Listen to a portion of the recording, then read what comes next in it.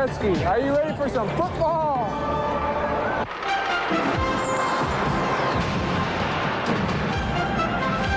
Marcus Allen, the great running back of the Kansas City Chiefs, has been playing professional football for 15 years. Much has happened in the world since 1982 when Allen was a rookie with the Los Angeles Raiders and the president was Ronald Reagan. A year later, Allen was the Super Bowl's most valuable player as he led the Raiders to the World Championship. Year after year, Marcus Allen has more than just endured. He has played the game at the highest level. 6 Pro Bowl appearances. Season after season, the game has been graced by his stylish elegance. He has had a prominent role in the recent success of the Chiefs. The best record in football last season, a 4-1 start to this year. In an era when the average career of an NFL running back is less than 5 years, Marcus Allen is now in his 15th NFL season. He plays tonight as the AFC champion Pittsburgh Steelers face the Kansas City Chiefs on ABC's Monday Night Football. Red alert in Kansas City.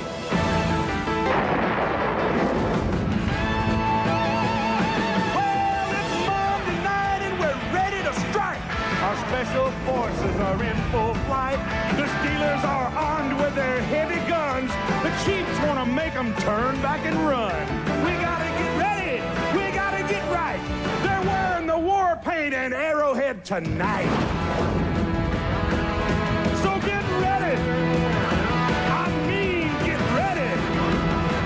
Are you ready for some football? A Monday night party. We got Frank and Al and Dan. They're gonna get it kick-started.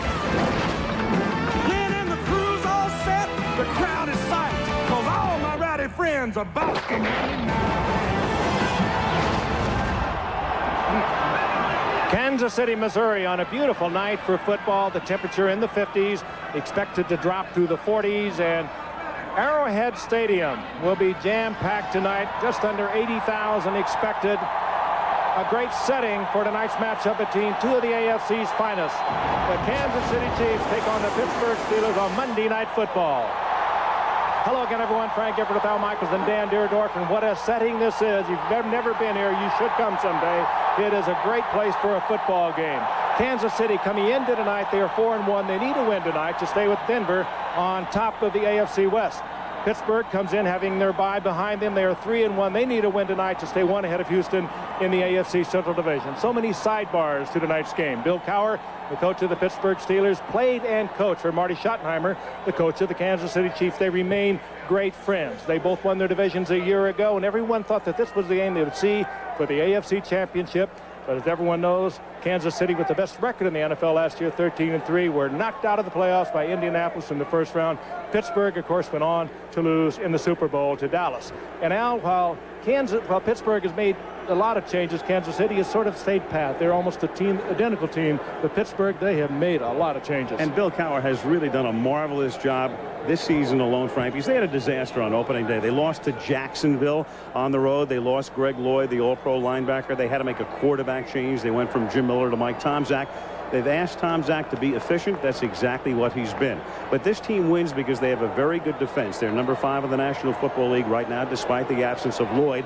And they have the number 1 ranked running game in the NFL at the moment, thanks to a monster truck, a reclamation project from St. Louis by the name of Jerome Bettis, who's averaging 5 yards per carry. So they'll win by running the ball, and they'll win with defense. And keep in mind, this is a team that's playing its toughest game for a month and a half tonight. Their schedule is very soft over the next 6 weeks. If the Steelers win tonight in Kansas City, the road to the Super Bowl could very well once again go through Pittsburgh. But Dan, much easier said than done, because the Chiefs have won 11 consecutive regular season games right here. And much like Pittsburgh, Al, at home on Monday night, they're unbeatable as well. Here in the 90s, the Kansas City Chiefs are 6-0 when playing a Monday night game here at Arrowhead. More than one coach and player in the National Football League will tell you that this is the noisiest outdoor stadium in the National Football League. And when you're here on a Monday night, that's very easy to believe. Now, Marty Schottenheimer coach teams have always done one thing very well, and that is run the football. Last year, this Chiefs team was the number 1 rushing team in the National Football League. This year, they are not. They are down 40 yards a game in rushing, and that has hurt the Chiefs. Even though they have a 4-1 record, That weakness was exposed last week by San Diego. They limited the Chiefs to below 60 yards rushing, forced Steve Bono to throw 54 times, and that's why they won the ballgame. It won't be easy rushing the ball against Pittsburgh tonight. Right now, Marty Schottenheimer, though, he's down on the field with our Lynn Swann. Thank you very much, Ken. Marty, two of the best defensive teams in the National Football League. You love to be aggressive, and everybody wants a blitz. You were quoted as saying the way they keep the Steelers out of their blitzes, keep the offense out of 3rd and 5. How do you get that done? Well, we're going to have to run the ball some tonight, Lynn, to be able to do that. Clearly two very, very good football teams in as fine a venue as you can have for any professional sporting event. This is what makes the National Football League great. And we've seen some great performances here on Monday night, which leads me to my second question. If everybody plays up to their level on paper, how do you win a ball game like this? 1 or 2 players playing above that level, mistakes, turnovers? I think it'll come down to the ability to hang on to the football, and whichever team has the ability to run the ball most effectively tonight's probably going to come out on top. Marty, thank you very much. And now, once again, we have the student and the teacher facing each other. Yes, we do. They faced each other in the playoffs here in a classic game 3 years ago, which the Chiefs pulled out in overtime back of Joe Montana. Pete Stoyanovich, the longtime Miami Dolphin, who came over in a preseason trade to put it in the air. And we're underway in Kansas City as the kick comes down to the 6-yard line. Charles Johnson, one of the Pittsburgh wide receivers, gets knocked down at the 15. Good kick coverage for what has been a deficient Kansas City kick coverage unit. Mike Tomczak is the quarterback with 4 touchdowns and 3 interceptions. And he's won 3 in a row, taking over from Jim Miller. We talked about Bettis at the top, and the blocking back is Lester. Johnson and Thigpen, who's been shown with a hamstring, back in the starting lineup. Bruno, the tight end. Good offensive front. Jackson, Wolford, Dawson, Stye, and Strelzik. A lot of experience, tremendous quality, paving the way for Bettis and for Eric Pegram most of the year, though Pegram tonight is inactive. From the 15-yard line, Bettis swings to the outside and can't get started. Good swarming coverage by the Kansas City defense. And we'll take a look at them now. They play the base 4-3 with the great Neil Smith, Phillips, Saliamua, and Booker up front. Then the linebackers, Derek Thomas, the All-Pro, Simeon in the middle, and Anthony Davis. And the secondary, James Hasty is hurt. He won't play tonight. Inactive Darren Anderson takes his spot with Carter at the corners. Washington and the former New York Giant Collins are the safeties. Second down and 13. Neil Smith with the designer noseband per usual. Tomczak at quarterback, and Cordell Stewart in the game. In the backfield, they fake a toss to him, and then Tomczak throws over the middle, and it is caught as he jams it into Bettis, despite Washington saying it should be no catch. The officials confer and say it is a catch up at the 28-yard line, and they'll move the stick. 16-yard gain. Well, Bettis working out of the backfield, deep downfield. That really is not his territory, and he made a superb effort to come down with the football. Now pointed out he's had a 100-yard-plus game in the last 3 games. He has really recaptured it. And he fought for this football. Took it away from a couple of Chief defenders and gets the first down. Bettis' longest reception of this young season. First down, Pittsburgh from the 28-yard line. Tomczak throws, and a flag goes down, and flag 2 of them. Dale Carter getting tangled up with Yancey Thigpen. Carter hooked his arm, and the officials were all over that with flags coming from everywhere. Well, yeah, I think you can tell by the reaction of Dale Carter that he's well aware of the fact he just inadvertently got hooked up, and there's just no way around this. Number 34 on a defense. First down, Pittsburgh. And on a first down play, this is really not a very critical. Well, that's not inadvertent. That was completely by design by Dale Carter. And when you look at, in terms of penalties, that's about as minimal a penalty as you could have on an interference call. For the Steelers, they have Yancey Thigpen back. He's healthy. Their leading receiver of a year ago. Played a little bit last week after missing 3 games. 7-yard penalty, as it turns out. First down, a double tight end set, and a fake toss. A flag goes down, and then Tomczak just dumps the ball off. Pressured by Dan Saliamua. The referee tonight is Howard Rowe. It was Saliamua who jumped, and the penalty is against him, and that will make it first down and 5. Offside. Defense, nose guard in the neutral zone. 5-yard penalty. Repeat first down. Well, these are normally the kind of mistakes that you might see the visiting team making in a noisy environment, not necessarily the home team. Back to back, you see Salia moving there. Penalties here on the defensive unit of the Chiefs. A kind of an awkward beginning for Kansas City. 1st and 5, and here is Bettis looking for room over the left side, and he picks up about 3. Setting up a 2nd down and 2 is Vaughn Booker. The right end makes the hit. Pittsburgh anticipating, Dan, they're going to have to go on a lot of silent count because of the noise. You might explain what that is, and it really handicaps the offensive lineman. Well, silent count, what it does is the lineman gets set, and there's a signal. They know that when everyone is set, anytime after that, the ball can be snapped. It's snapped at the discretion of the center there, number 63, Dermontti Dawson. Probably the best center in the NFL right now. And you're left to look at the football and move accordingly. Bettis on 2nd and 2, and he's been doing this all season long. Wore out his welcome with the Rams. Dale Carter finally stops him. Got off to a brilliant start when he came out of Notre Dame with the Rams. Had several 100-yard games early in his career, then fell out of favor, and the Rams found him expendable, and Pittsburgh said, you bet we'll take him. Well, the Rams do not have what could be described as a dominating offensive line. Not a clean handoff there by Bettis.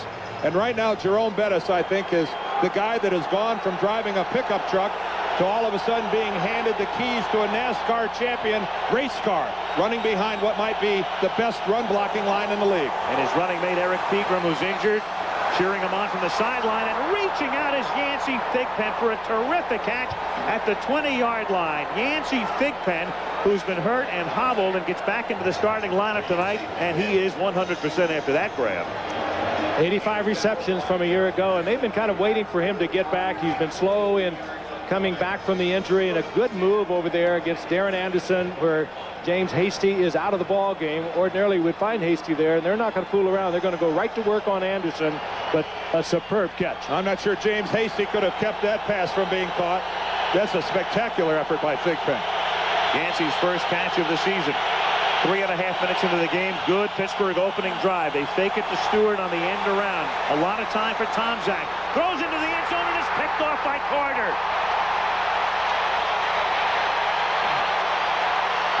Mike had his guy wide open and was way late delivering the football. And then he tried to float it up there. And Dale Carter, 2-time Pro Bowler at the corner, superb athlete.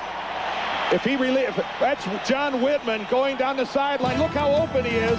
But Tomczak late in delivering the football. Dale Carter able to react. A mistake by Tomczak. Kansas City, INT.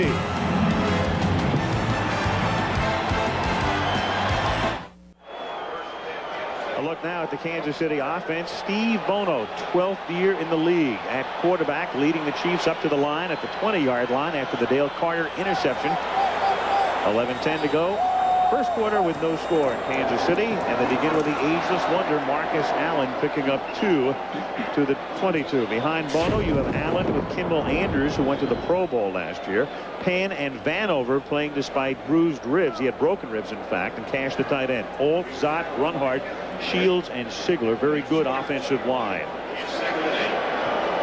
Dale Carter, we'll see him on both sides of the ball. He's pulling a mini D on these days. He figures to be in for about 6 to 10 plays offensively as a wide receiver. 2nd and 8 from the 22-yard line.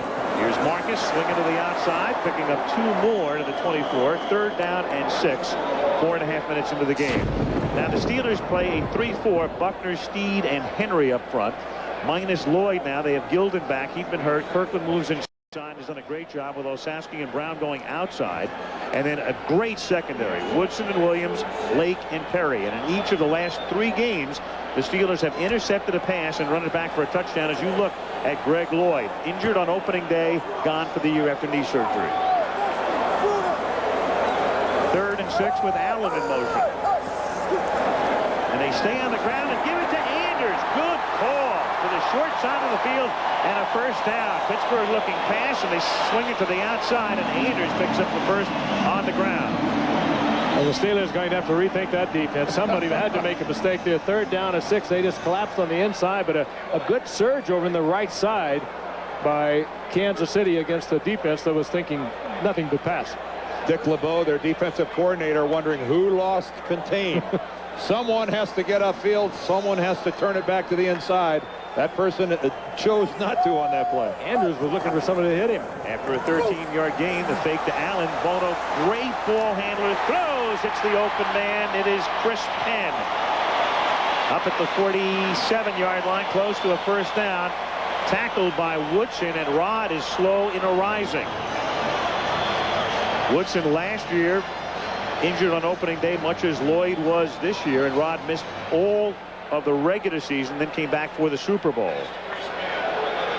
Chris Penn, the leading receiver of the receiving corps that is not one of the finest in the league, makes a good catch on this, however, and up close to a 1st down, but the concern right now is for Rod Woodson.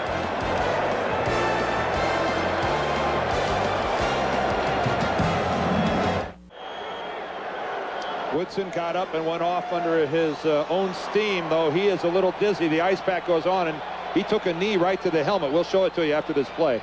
Deion Figures takes his spot. You watch Chris Penn come off the line, and Willie Williams picks it off at the 39-yard line. Tackled by Carter. So Carter is in the game as a wide receiver. We talked about him doing a mini Deion, and Williams is right there to cover him. And each team's first drive ends with a pick. And Bono, that was almost as bad as Tom Zach a moment ago. Bono threw it right into Carter, trying to split the zone, trying to find the gap, floated it up there, and Williams was all over this one. Well, they got him on both sides, short and deep, and sometimes this is the problem when you put in a receiver like Dale Carter. Steve Bono is going to him come you-know-what or high water, and that could be a mistake because Pittsburgh had perfect coverage, front and rear, on Dale Carter. No way should that ball have gone to him. 1st down at the 41-yard line. And this is Bettis, and all he needs is a little crease, and a little crease is a fumble after a 14-yard gain and picked up by Carter. So he has an interception and a fumble recovery, and Kansas City has it back. And it was Carter who knocked the ball loose and recovered it. Boy, so often that happens to a back like Bettis, who is saying he was down, but struggling and pulling for that extra yard. You attract 2 or 3 other tacklers who are doing nothing but trying to pull that ball out of there. And Kansas City, as a team, does it maybe better than anyone in the league. See, Dale the Carter. second man in is after that football. It's actually Dale Carter. Dale Carter not only pulled the ball away from Jerome Bettis, he then gave a little ground and scooped it up and took off with it. They coach this. They work on it. As a matter of fact, both teams coach this and work on stripping the football. Of course, Bill Cowher, a disciple of Marty Schottenheimer. They preach turnover and they teach turnover. So Carter gets a forced fumble and a fumble recovery. KC had created only 8 takeaways in its first 5 games, but 2 tonight in the first quarter. And Marcus Allen takes it across the 50-yard line to the 47, where Chad Brown makes the stop. Monday Night Football is being brought to you by Brewery Fresh Budweiser, who reminds you fresh beer tastes better. Prudential, Chrysler, exploring the new frontiers of automotive technology. What's new in your world? And Visa, the preferred card of the NFL. It's everywhere you want to be. 2nd down and 5 at the Pittsburgh 47-yard line, as Woodson is still on the bench and Figures is in the game in the backfield, and Marcus Allen is tackled near the line of scrimmage by Chad Brown with 8 minutes to go. Another look at Rod. Rod Woodson has a mild concussion, and they're not sure yet if he will return to the ball game. Quite obviously, he's still trying to clear his head. Watch him. He's going to come in from the right. Watch to the left knee of Chris Penn. Right there. You can see the shock as it hits Rod Woodson right on the right side of his helmet. And take my word for it, and Frank, you'll kick in here as well, a knee to the helmet causes more concussions and can cause just a stunning blow. You'll see it more often almost than anything else. Movement there on the right side of the Chiefs line. Looked like Ricky Siglar, the right tackle, move. But that knee to the helmet can really hurt. Well, that one Prior did. to the snap. False start on number 66 offense. 5-yard penalty. Repeat 3rd down. Ricky Siglar over the right side, but we showed you that hit to the head in slow motion. It was at full speed. It was quite a blow, and I think we might see Rod back. They don't seem overly concerned with him. He just got to get his area code straightened out.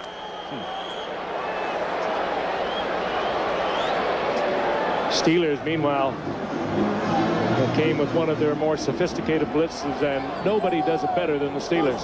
They hide it, and they covered so well. Here they come again. Yeah, Parnell Lake showing safety blitz. It's 3rd down and 10. There are flags down. Kimball Anders swings to the outside, and the Steelers may very well have been across the line. So momentarily they are stopped. Levon Kirkland making the tackle, but Howard Rowe will probably tell us that Kansas City will have another opportunity. And he will. Dick LeBeau, the defensive coordinator, has so many sophisticated, complicated blitzes, and they do it so well. They hide it. Offsides. Defense. 5-yard penalty. Repeat 3rd down. And, you know, it's tough to play against the Steelers because they're one of, 3 teams now that still play a 3-4 defense, and you don't see it very often. And all of a sudden you come out there and you got linebackers coming from the corner, you got your safety coming, you got linemen dropping off, and they do it very well. Well, it's the old Dom Capers scheme that Dick LeBeau has taken on and just continues to execute it. They do it extremely well. 3rd down and 5. And Bono with a ton of time and a wide open Chris Penn, who picks up the 1st down. So the penalty gives them new life, and they capitalize. Parnell Lake forces them out of bounds with 6:42 to go in a scoreless opening quarter. Boy, it's take no prisoners either. With Rod Woodson out of there, and it was Randy Fuller on man-for-man coverage, and look how far Fuller will play off the receiver. Little move, drives him back, and now breaking quick to the outside, Chris Penn. But I mean, Fuller was expecting the fly. He got the out, and he got beat back. Well, I hope that he's been cleared to be in, but Rod Woodson from behind the Steeler group of players along the sideline put himself into the ball game and sprinted on the field. Here's Marcus Allen, and he gets tripped up at the line of scrimmage. Gain of 1. It'll be 2nd down and 9. Well, what a beginning to this football game we've seen from 2 teams that are pretty good taking care of the football. Is another Kansas. Is that Ricky Siglar still down on the ground? Well, we had 2 interceptions and a fumble already in the 1st quarter of this ball game. Penetration by the Steelers gave Marcus no place to go. Injury timeout.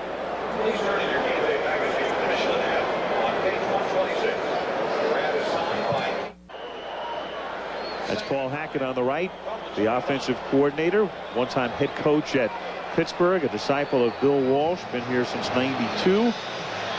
Watching his offense now, 2nd down and 9. Sigler is out of the game, and Criswell takes his spot at tackle, and they give it to the first man through, Kimball Anders, and he goes nowhere because Chad Brown wraps him up back of the line of scrimmage. Chiefs last year led the league in yards per game on the ground, almost 139 yards, and now they're in the 2nd half, 19 out of 30, under 100 yards per game, while Pittsburgh, as we mentioned at the top, leads the league in rushing. And as they did in 1994, Kansas City wrested that ground from the Steelers, and the Steelers right now attempting to get it back. And the way that line blocks, Al, I'm not sure they're going to be denied. 3rd down and 11, zone blitz here. Allen makes the catch, but nowhere to dance and nowhere to roam, and he's tackled at the 26-yard line, and that's going to set up about a 44-yard Pete Stoyanovich field goal attempt. And Stoyanovich, of course, well within his range. We have seen him over the years with the Miami Dolphins, came right at the beginning of this season to the Kansas City Chiefs. Marty says he will go with him up to 52 or 53. We saw him kick a 58-yarder in a playoff game a few years ago against Kansas City to win that game. This is officially 43. Louis Aguiar to hold it with 4.5 minutes to go in the quarter. And Stoyanovich trying to give Kansas City the lead, but he can't. It is wide to the left. Mike Stock, the special teams coach, not happy about that with 4:29 to go in the opening quarter and still 0-0.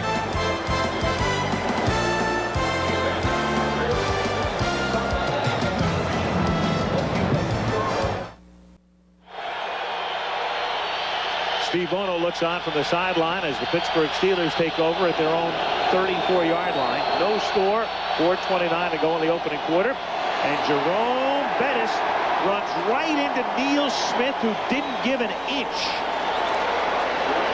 Bettis 250, Smith 278. Smith that time working against right tackle Justin Strelzik, and Smith, even though he's so tall at 6'7", he won the battle of leverage. 6'5" more for Neil, but watch how he gets his pads underneath Strelzik, stands him right up. That's called winning the battle of leverage. He had the lower pads. In the battle of the pits, that's where you win it or lose it. Trips left as the Steelers show this formation for the first time tonight. That's Cordell Stewart, Mr. Everything, in motion. And Tomczak swings it out to Bettis. And Bettis trips but still gets up and is able to pick up 4 more to the 39-yard line. Still about 5 shy of the first, tackled by Davis. Pretty good recovery. Davis made the tackle, but all the way across the field was Neil Smith, and hold on. Bettis is slow in getting up. That's Dermontti Dawson, I believe. The center. And one of the best in the business. Pro Bowler several times. And an indestructible force. This is a guy who's missed only a handful of plays over several years. So Dawson shaken up, and we have an injury timeout.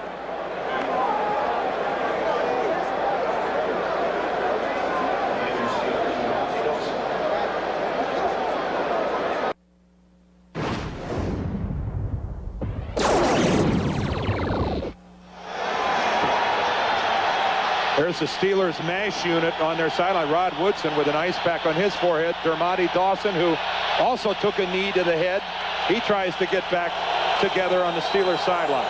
And Jim Sweeney is the center, and he snaps out of the shotgun on 3rd and 5. And Tomczak jams it into Charles Johnson in a lot of traffic to make the catch, and that's enough for a Steeler first down up to the 46 with a little more than 3 minutes to go in a scoreless opening quarter. And a good catch by Charles Johnson, who's really coming into his own. First-round pick, 94, and has had trouble with hands, trouble with a lot of things, but he has really come along this year. And good, tough catch on his part. He knew he was going to get hammered. He went up and he came down with it for the first down. They work on Dawson, who hasn't missed a game since his rookie year in '88. Earth to Dermontti. And a little problem on the exchange there as Bettis takes the handoff, and with Sweeney in the game. And how many times has Sweeney snapped the ball to Tomczak, and here comes the indestructible one back in. He may not know he's back in, but he is back in. Well, without Dermontti, and he makes all the calls, and does Dermontti, and they really would miss him. Hey, and credit Sweeney with getting the job done. His first play in the ball game is a shotgun snap on that pass to Johnson. That couldn't be a tougher situation for a center. Excellent work. That's where a veteran pays off. 2nd down and 11 at the 47. Oops, there was a flinch on the right side by the Steeler line. Brendan Stye, 68, perhaps. I think you're right. Prior to the snap, false start. Number 68 on the offense. 5-yard penalty. Repeat 2nd down. I don't know who it was, but Neil Smith does that so often. Just a little quick movement at the line of scrimmage, and it just starts the offense into motion, particularly when they're concerned about the sound as they are here at Arrowhead Stadium. Let's see if we can pick it up. No, that was initiated by Style. Again, that's crowd noise. Here it comes again.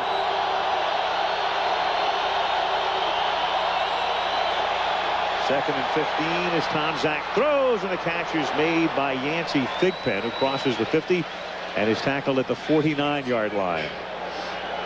Again, awesome protection by this Pittsburgh group. If you love offensive line play, if you're a real aficionado of what happens up front, this is a group to watch time after time after time. Look at this classic pocket as they give Mike Tomczak a look downfield. Whether it's blowing guys off the line for the run or protecting their quarterback, a very, very efficient machine is this Steeler offensive line. 3rd and 5, 4 wide receivers in the set, including Cordell Stewart, and the pass is swung out to Fred McAfee, but he's taken down well short of the first down by rookie Reggie Tung out of Oregon State. 2nd round draft pick, and Reggie Tung, knowing he's got the blitz coming, And knowing he can play up tight, and he was right there and shuts off the first down. Tongue laid a lick on him. Oh, I knew. You don't do that, man. It's too good a game. Well, this guy will have the edge on everybody. Sorry. Shane Edge. I apologize. A punter who was fined $5,000 for getting into a fight at the end of the game with Houston last week. Floats one that bounces inside the 5 and just does cross the goal line for the touchback. Edge came that close to pinning them inside the 5-yard line, but Kansas City will take it at the 20, and Rod Woodson still works on that blow he absorbed with the knee to the helmet midway through the first quarter.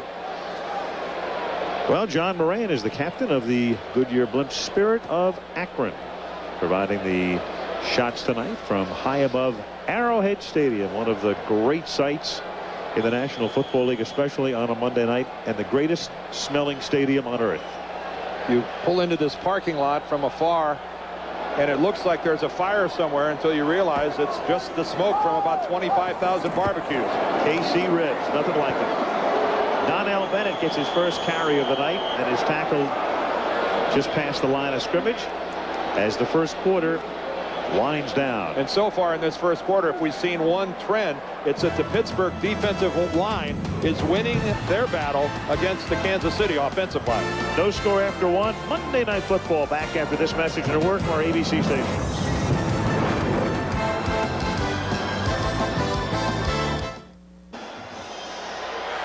Second quarter in Kansas City. Al Michaels with Frank Gifford, Dan Dierdorf, and Lynn Swann.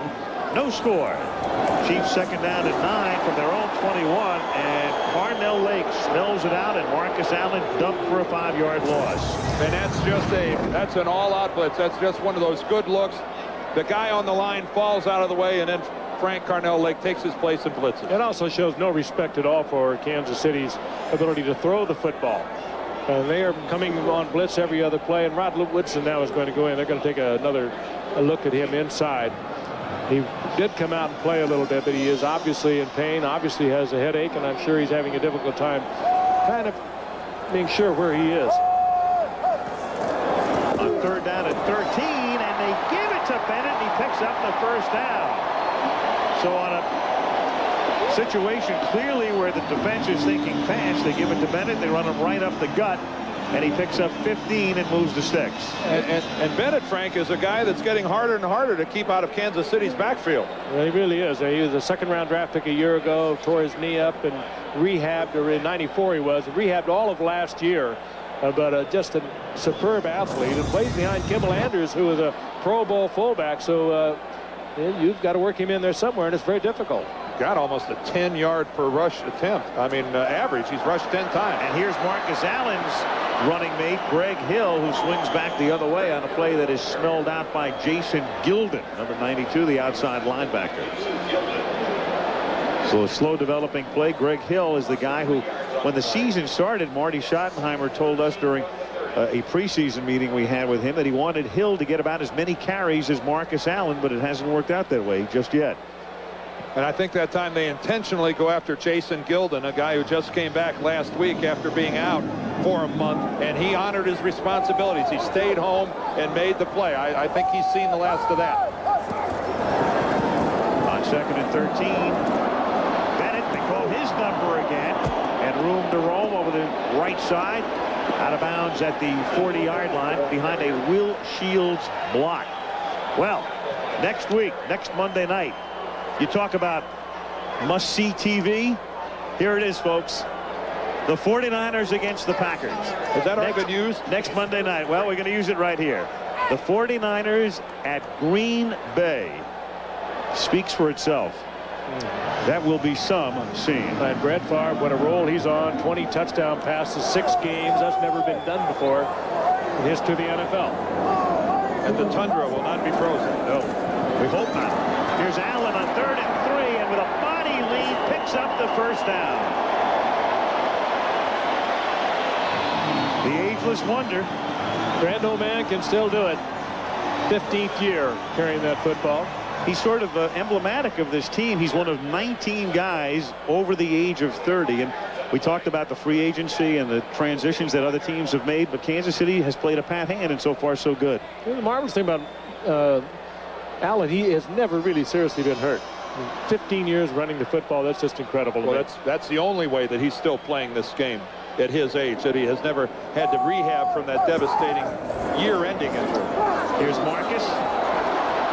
Brilliant move to the outside. There was nothing through the middle, so he swings to the outside, turns a 1 or 2 yard loss into about a 4 yard pickup. I think one of the other reasons that Marcus is still around, guys, is he's such a fluid runner.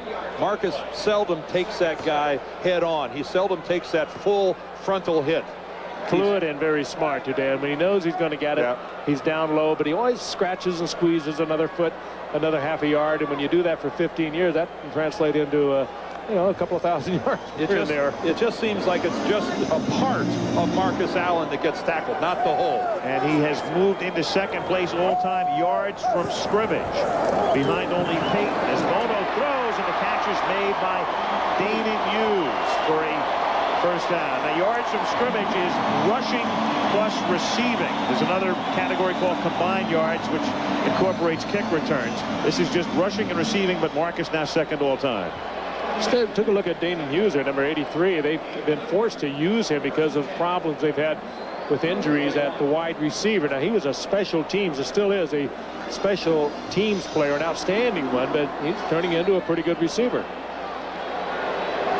10:35 left in the half, still no score. And here's Allen on first down, somehow finding something.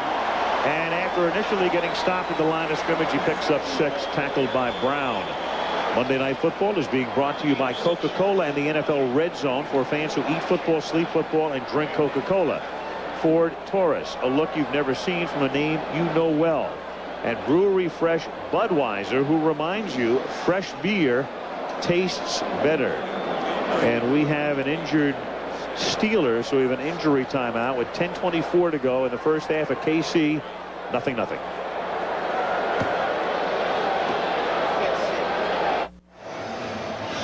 Chad Brown moving in for the tackle on Marcus Allen, and watch the left side of your screen.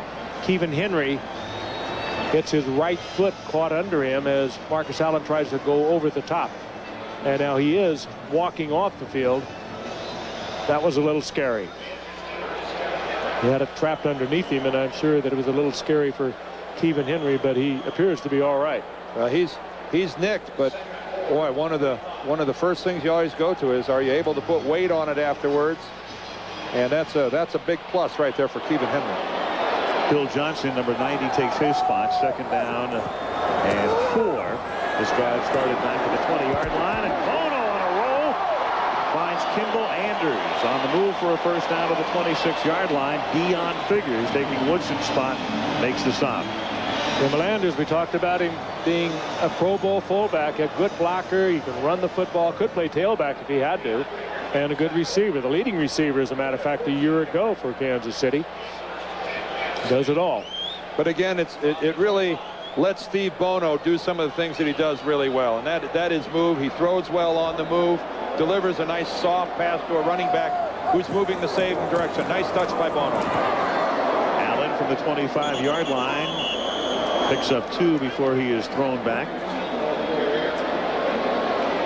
Well, they tackled all of Marcus on that one as the training staff of the Steelers looks at Kevin Henry. That's one of those licks that Marcus doesn't like to take, but he took it. He right between the guard and the center, and he got whacked. Sometimes you're better off delivering the blow than just taking it in. That was helmet to helmet. I think Bill Johnson, number 90, is the guy that makes initial contact. Yep, there it is right there. Nothing doing whatsoever. Sometimes you just have to lower it and go. 2nd and 8. Bono hanging in there.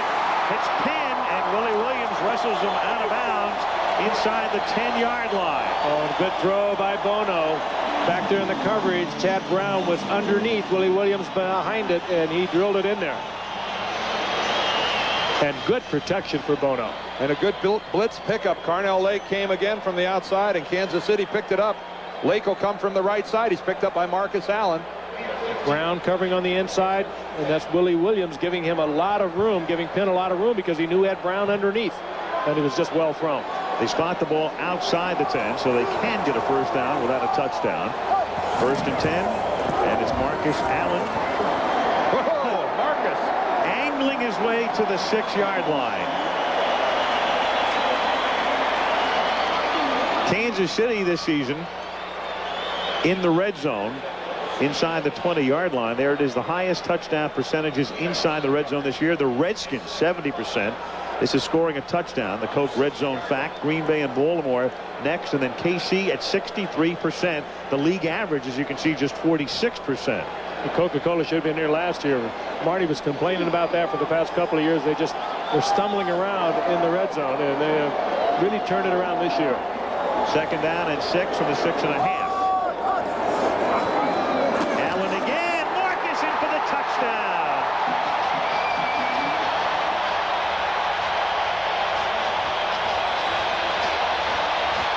#107, I think, for Marcus Allen. 107 rushing touchdowns. Well, I had mentioned that up to this drive, Pittsburgh's defensive line was winning the battle on the line of scrimmage. Kansas City came back on this drive and asserted themselves, and this is an excellent illustration of how well they're blocking up front. Marcus Allen has to break an ankle tackle only to get into the end zone. A beautiful look at it. Stoyanovich for the point after. Bernhard and Shields just blowing them out of there. 107 rushing touchdowns for Marcus, 3 back of Walter Payton.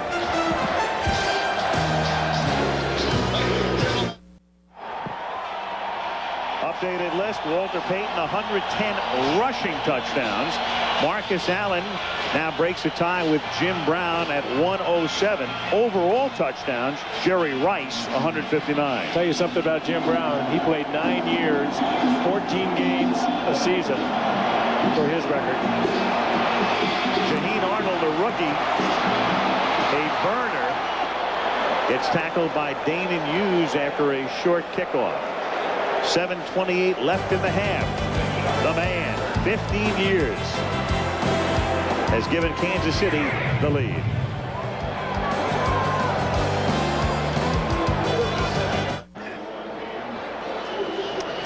Dick LeBeau talking to his defensive unit, which was on the receiving end of an 80-yard drive culminated by that man's touchdown.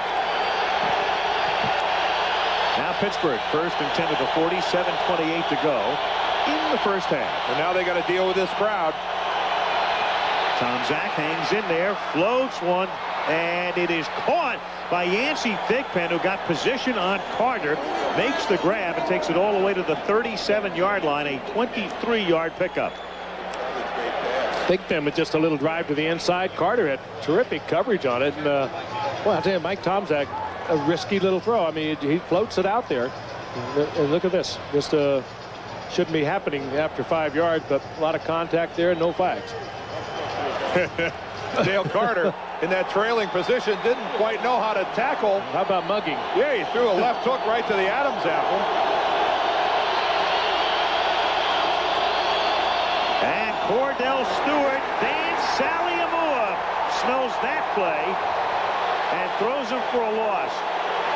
Saliamua is so quick. 6 feet, 309 pounds, and when he penetrates, he does it like a linebacker. The big man, the run stuffer. Watch how quick he's across that line of scrimmage. Beats the block coming down and takes Cordell Stewart from behind. Well, Cordell has not been a factor tonight. Slash, who's been in and out of the game. He's also their short yardage quarterback, but hasn't had that opportunity yet. It is 2nd down and 15 as Tomczak has it deflected incomplete. Mark Bruner, the tight end, couldn't hold on. And with 6:15 to go in the half, it'll be 3rd down and 15 with Kansas City leading 7-0. Bruner wide open. Would have been a modest gain, but that pass from Tomczak was high and away. And actually thrown into a big crowd. 4 Kansas City Chiefs there. Pretty Poorly designed. But if it's at Bruner, he catches it, but it's behind him and it's high, and Bruner has to pivot and not able to catch it. 3rd and 15 out of the gun.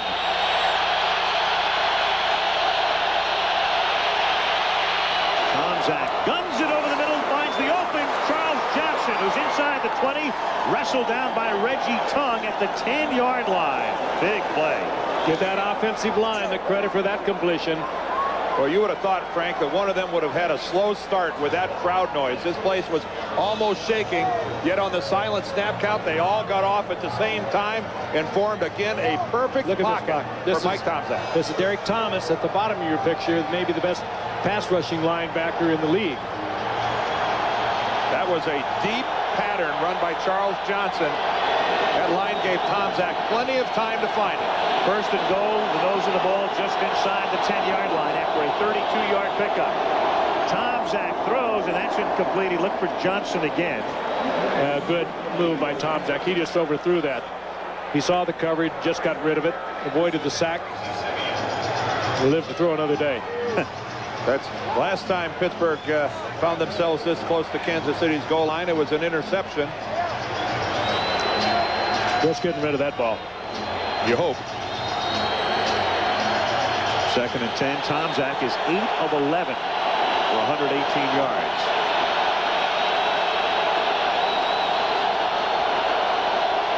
And on 2nd and goal, here they come, and they give it to Bettis, swinging to the outside, and a monster truck gets thrown out at the 3-yard line by Mark Collins. The monster truck. Yeah, 21 wheeler, I guess, Hal. I thought that was a pretty doggone good job by Mark Collins, who has to be thinking, why me? Why am I the guy outside here that has to take on Jerome Bettis? Mark Collins wearing a couple of Super Bowl rings from his days with the Giants. And he's no kid in his 11th year. This was a fine piece of work by Mark Collins.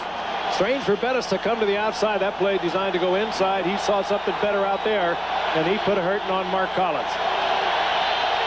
3rd down and goal. Play clock down to 3. And a stuttering start from center, and Tomczak has to throw it out of the end zone. Bad exchange. Well, Neil Smith did give it the old flinch on that one.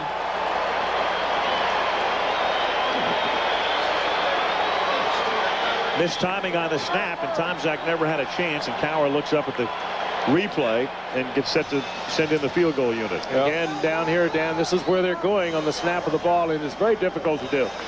Credit this Arrowhead crowd. They had a lot to do with that incomplete pass, that throwaway by Tomczak. This will be a 22-yard, make it a 21-yard field goal attempt. A little bit more than an extra point. Tomczak to hold it, Norm Johnson to kick it through. And the Steelers are on the board. 4:48 to go in the first half. In Kansas City, it's the Chiefs by 4.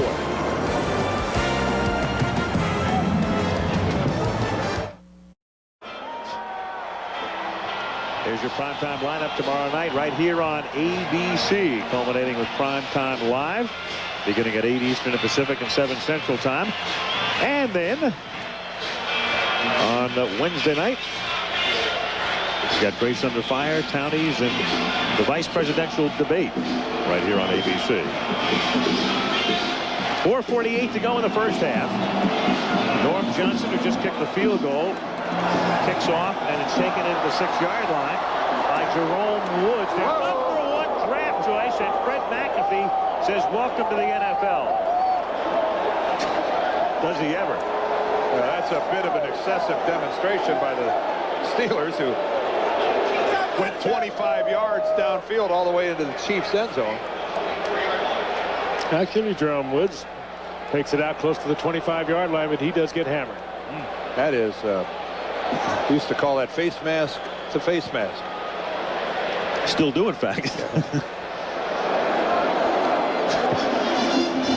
As long as it's not my face mask, it's fun to watch. First down from the 24-yard line.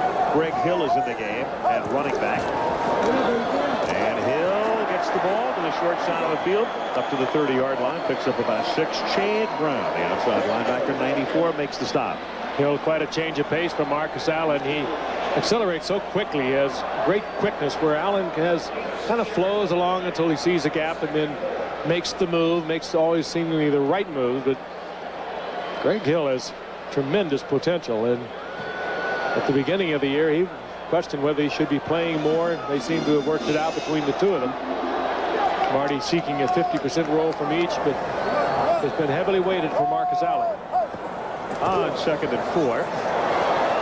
Bono on a roll, and then Cash is so wide open he had too much time and bobbles it, and it's incomplete. Bono, as Dan pointed out earlier, usually pretty good throwing on the run, but that time he just had that one a little behind Cash. Cash coming off an injury. Missed 3 games. Throwing just a little behind him, but certainly one he should have had. I think you couldn't throw it much better, could you? Well, it could have been 2 feet a little bit further to the one side, but you're right, Frank. That's a ball he should have caught. 3:55 to go, first half. 3rd and a long 4. It is Todd McNair getting his first carry on a curious call, especially for a guy who hasn't carried the ball tonight. And you've got Allen and Hill and Bennett out of the backfield. They bring McNair in, and that doesn't fool anybody. And Paul Hackett leans back in frustration with Gunther Cunningham off Paul's right shoulder. And 3:36, and Marty has that kind of look as if what kind of play call was that? That's his 2nd rushing attempt of the year. Yeah. You got Greg Hill, you got Kimball Andrew, you got Donnell Bennett, and you give it to Todd McNair. That's strange. They believe in rushing by committee here in Kansas City, but sometimes the committee gets too big. Now Louis Aguiar, and there's no kick. Flags are down. There might be too many people at the board table. You saw that graphic we put up as Howard Rowe makes the call. Prior to the snap, false start, number 21 offense. 5-yard penalty. Repeat 4th down. That was Martin Bayless. Mike Zook, the special teams coach. Louis Aguiar has not had a punt blocked in his career, even though he thinks he does, because on opening day in Houston he had a kick that was deflected, but it rolled and it actually netted 1 yard. So it didn't count as a block. So here's a guy who has never had one put back for negative yardage. It goes beyond the line of scrimmage. It's not a block punt. And he wasn't even aware of it. Short kick taken at the 25-yard line by Andre Hastings. And he adds a few more yards to the net punting average as Dana Hughes throws him for an 8-yard loss on the return. We talked about Dana Hughes earlier, made a big catch on it. Kansas City's drive. A good special teams man. Always down there, always in the fray. That time he makes fine tackle.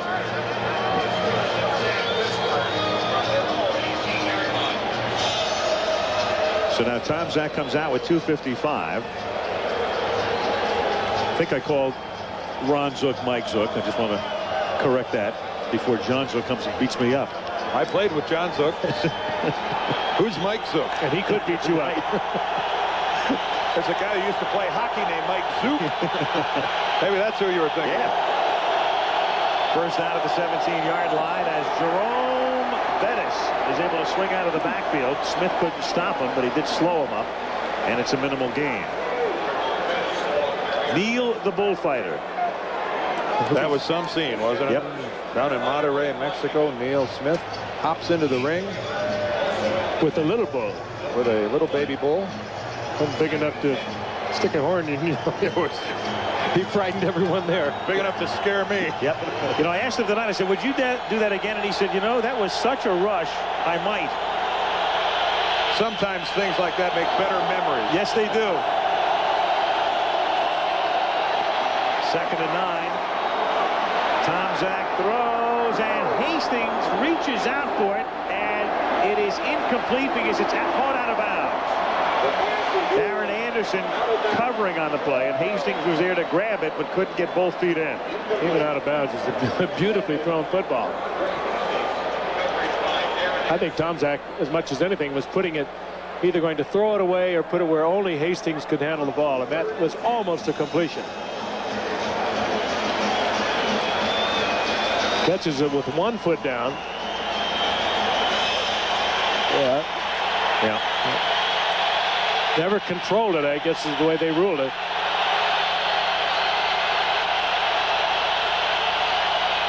On 3rd down and 9, Tomczak throws, and he has Hastings open this time, and he takes it to the Chief 44-yard line. So Hastings roaming over the middle, much in the way the old 88 used to. Our Lynn Swann, and picks up the first down at the 2-minute warning. 2 minutes to go in the half. Chiefs 7, Steelers 3.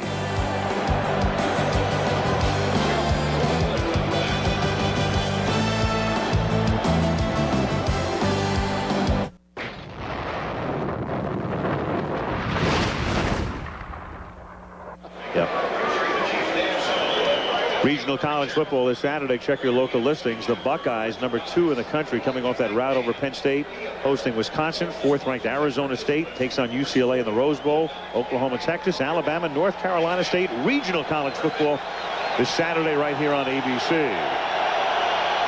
2 minutes to go in the first half. Pittsburgh 1st and 10 at the Kansas City 44-yard line. And Tomczak under pressure throws, and it's incomplete, as Joe Phillips came charging through. An ugly look at an attempted screen pass, read very well by Kansas City. They floated right out into the middle of it. Tomczak really had no place to put the football.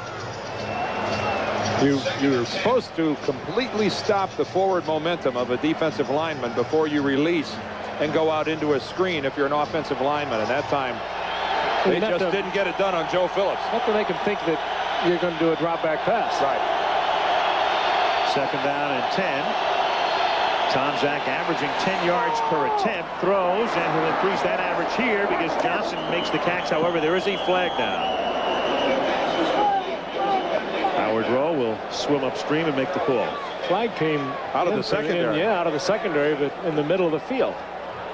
It's either got something to do with the tight end or a clock. It didn't get off in time, one or the other. The field judge is the guy responsible for watching the tight end as he releases from the line. It could have been Bruno. I think they might have been holding him. Holding. Number 58 on a defense. Penalties decline. Result of the play, 1st down. That's what it is. The penalties against Derek Thomas. He's lined up across from the tight end, Mark Bruner. The field judge all the way back there has the responsibility at the snap of the ball of watching the tight end. Bruner 87, Thomas 58. 1st and 10 at the 28-yard line. Pressure from Booker, but they run him out of the play, and then Bettis makes the catch and falls down, but is able to get up and get to the 21-yard line. He fell down along with Anthony Davis and then was able to pick up about 6 or 7 more yards with a $1.50 to play in the half. But there'd been no contact made, so he was able to get up and pick up another 3 or 4 yards. Timeout, Pittsburgh. 1:31 to the half as Tomczak comes over to discuss things, and his team still down by 4.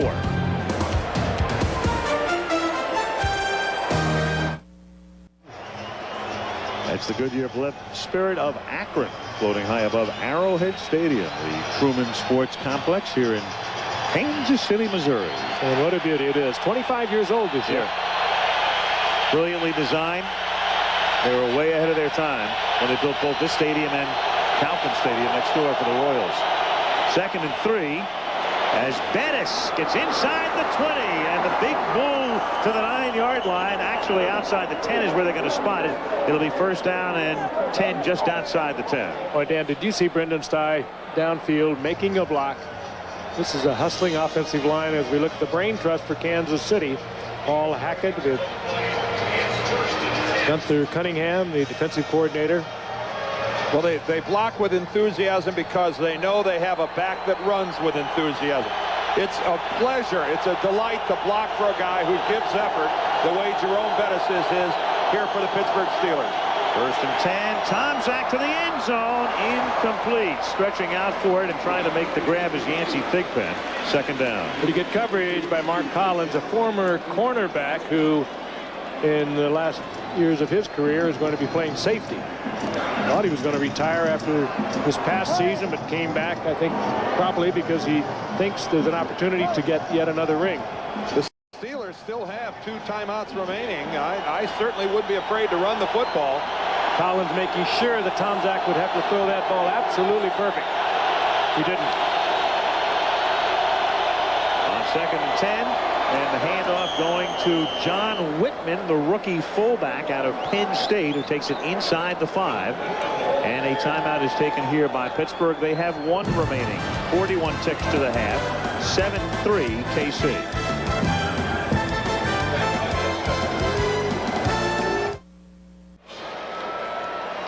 There's Cordell Stewart, who handles all of the short yardage and goal line situations for the Steelers. This is kind of that middle range. I'm not sure if they're ready to bring him in. You see in the red zone performance, and slashes in. Is he in a quarterback or at running back or receiver? I think Tomczak is still in there. Maybe all of the above. Actually, it's 4 wide receivers. He's in the slot, and Kansas City takes a timeout. Derek Thomas didn't quite know what was going to happen here, and so Kansas City said, all right, we want to see what the look is. We'll take a timeout. That's a good call. Think it over, talk it over, get it right.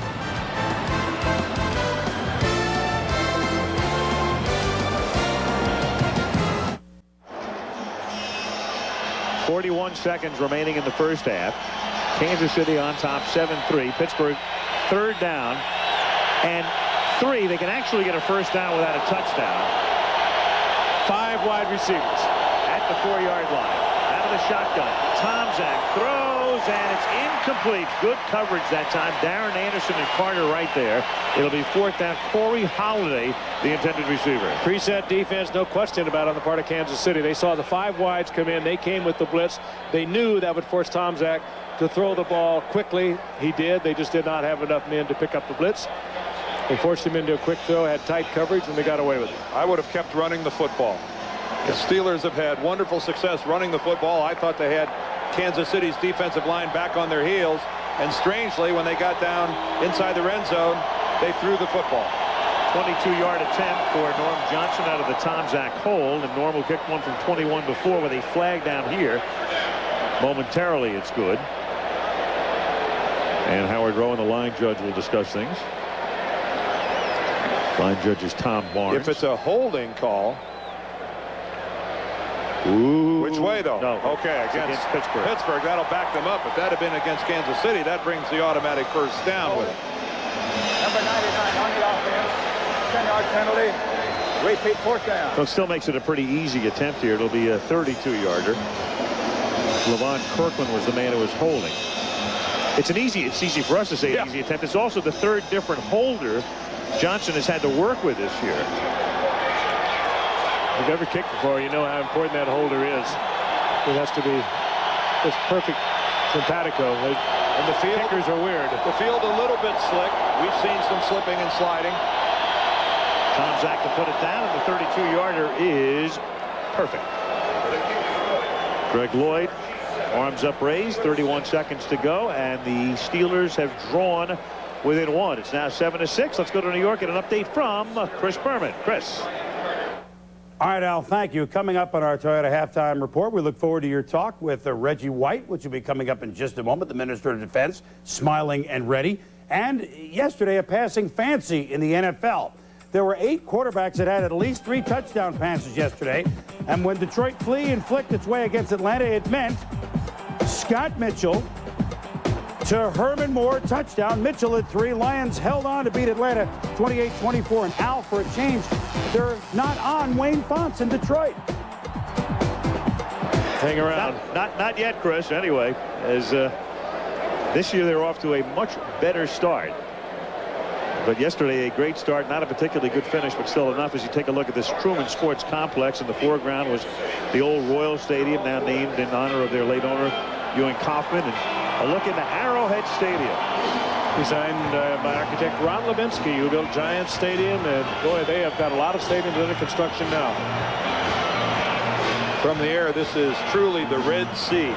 Hard to find anyone here in Arrowhead that's not dressed from head to toe in red.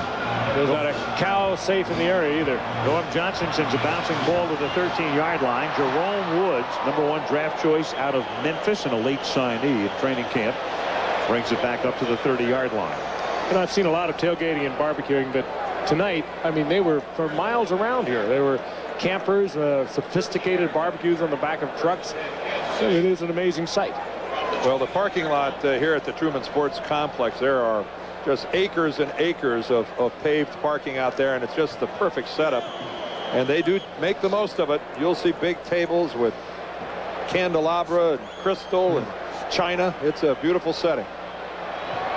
1st and 10 at the 29-yard line. Bono trying to work his way into field goal range as Marcus Allen takes it to the 37. And will Kansas City take a timeout? They will. Timeout.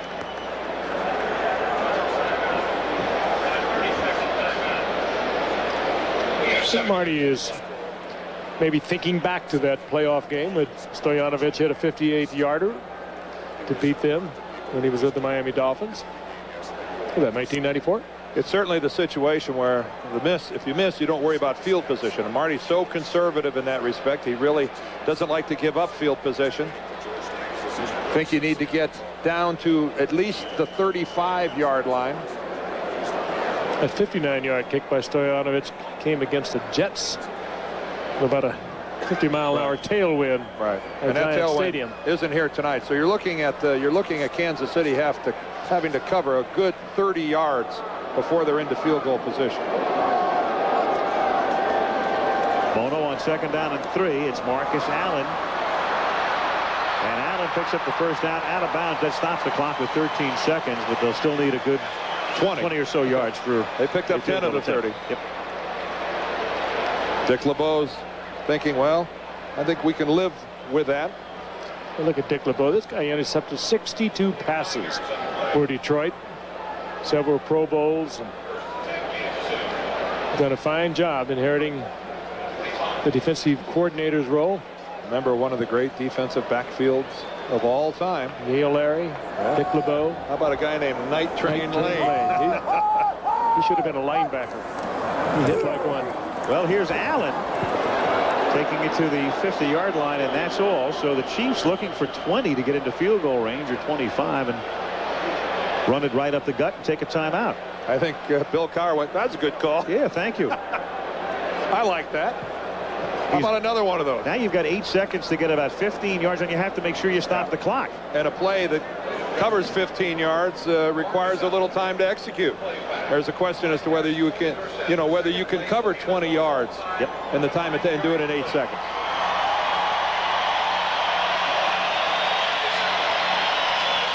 Bill Cowher getting a word in there on the defensive side. Of course, he majors in defense. He was Marty Schottenheimer's defensive coordinator. He came to the Pittsburgh Steelers, now in his 5th year with the Steelers. What a remarkable job he's done.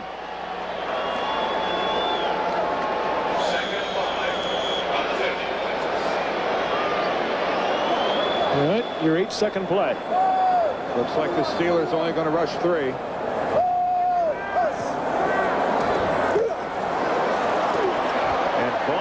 Throws, it is caught, and rolling out of bounds is Vanover. He didn't but get not out. Before. Didn't make He can't stop the clock. He rolled out, but he was down by contact and with his knee inbounds, and thus the clock could not stop. That was close, but I think a very, very good call by the official. What a timely tackle, too. Right there, the play is over. Good play by Myron Bell to thwart what would have been a field goal attempt. That's the half. It's 7-6 Kansas City. And back we come after this message from the NFL and a word for ABC stations.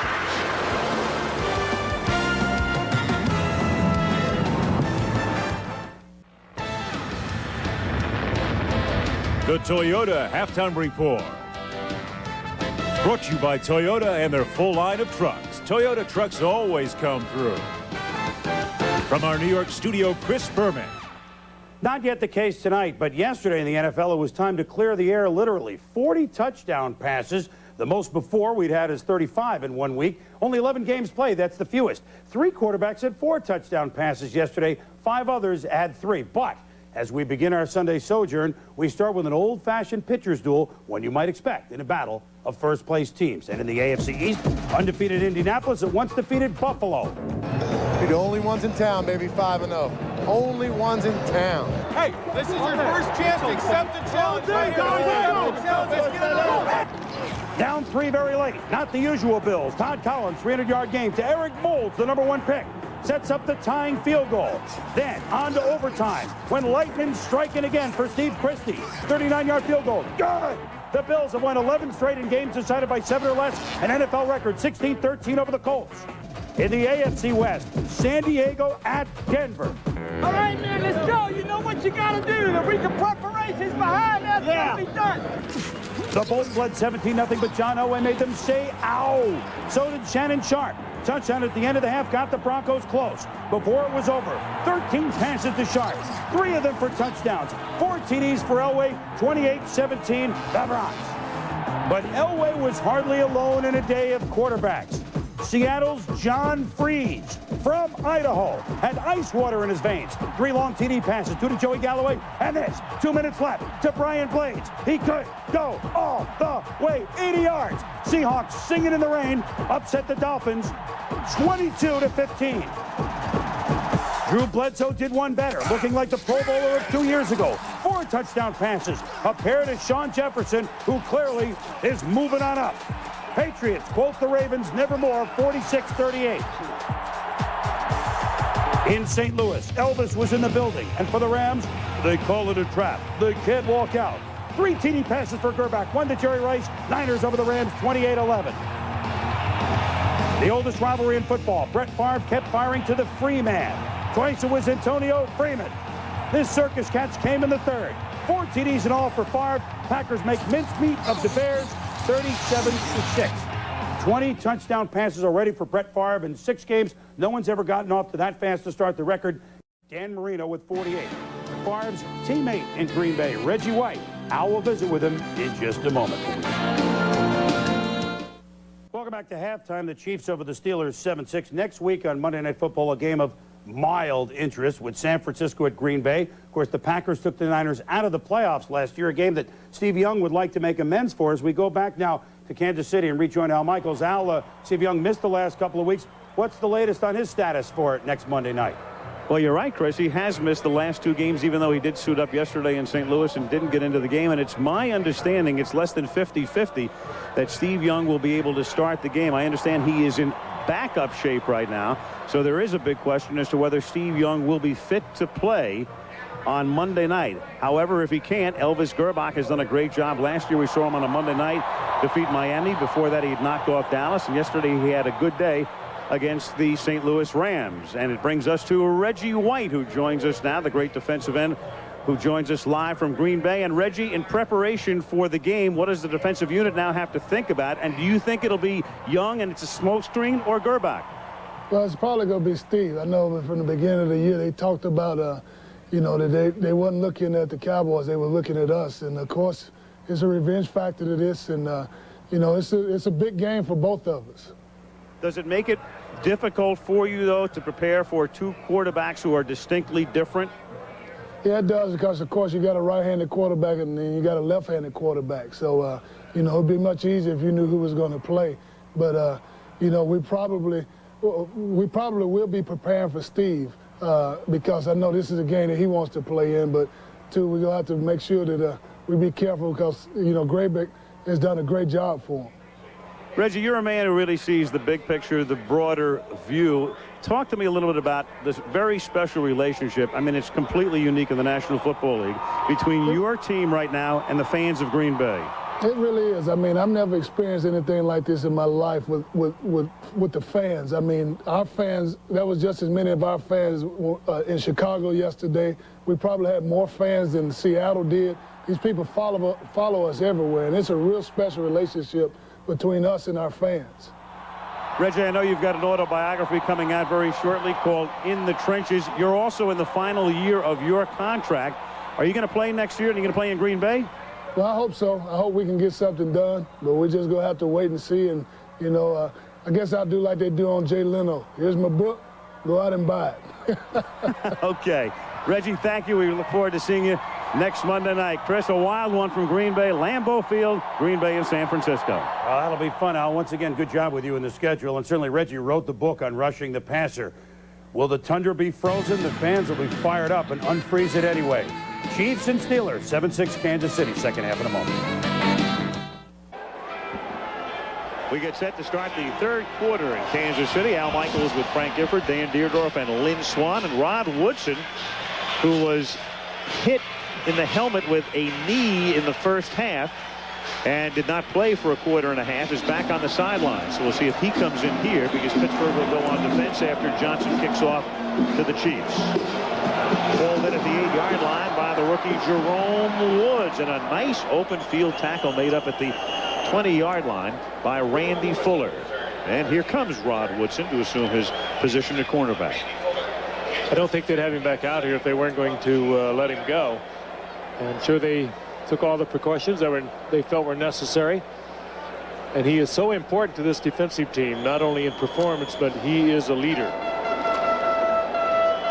He makes it happen. Gambles a little bit, but pays off so often. Had a touchdown pass earlier on an interception this year. And the Steelers have 3 of them. From the 21-yard line, they begin the second half with Marcus Allen, who has scored the game's only touchdown, taking it for a gain of 2. Levon Kirkland making the tackle. I think the Steelers have to be pretty pleased to be in this situation. On the road, a very difficult stadium like Arrowhead, to only be trailing 7-6 at halftime. Plus the fact that they had an interception. Mike Tomczak had driven his club into scoring position, and they turned it over in Kansas City's end zone. Bill Cowher knows that he could quite easily be leading this ball game. Pretty impressive performance so far by his Steelers on the road. Second down and 8. Great play fake. He buys a lot of time with good ball handling, but a nice tackle is made on Reggie Johnson, who gets rolled down by Jason Gilden. Picks up a little sod in the process.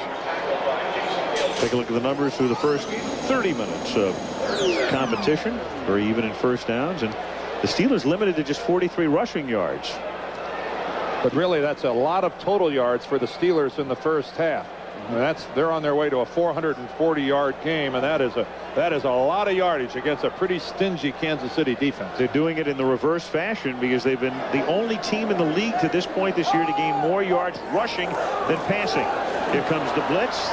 Bono gets it off, and the pass is incomplete, intended for Cash. That's the best scheme that we talked about earlier. Rod Woodson coming from the corner and impossible to pick up. Is so disruptive. Well, they drop guys who are in the down position. Both defensive ends drop back into coverage. It's all about disguising defenses, confusing the quarterback. And the Pittsburgh Steelers, with that scheme of theirs, using that 3-4 base, are as good as anybody in the league at confusing the quarterback. Louis Aguiar to punt. Andre Hastings to bring it back. That time, I think the Steelers are saying that they drew the movement on the part of the offensive line, and I think they did. Prior to the snap, false start on number 21 offense. 5-yard penalty. Repeat 4th down.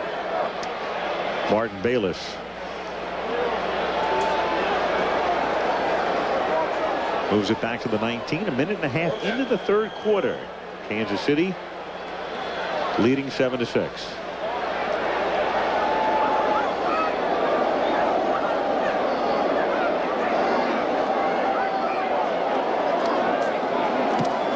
Aguiar's kick. 41 yards. Hastings breaks into Chief territory. Aguiar has the angle on him and is able to wrestle him out of bounds. Aguiar shows us something. But again, that kick coverage and the punt coverage of Kansas City becomes vulnerable, as it was last week, when the only touchdown scored by the Chargers was on a punt return, and it cost them the game. When you saw the angle that Hastings had on Aguiar, I don't think anybody in this stadium expected Aguiar to make the tackle. Nor to manhandle him the way he did. It's up right there. It appears that Hastings is going to be able to blow by Aguiar. Look at this. Give him 2 ears and a tail. From Neil Smith, the 27-yard line. Jerome Bettis takes it inside the 25.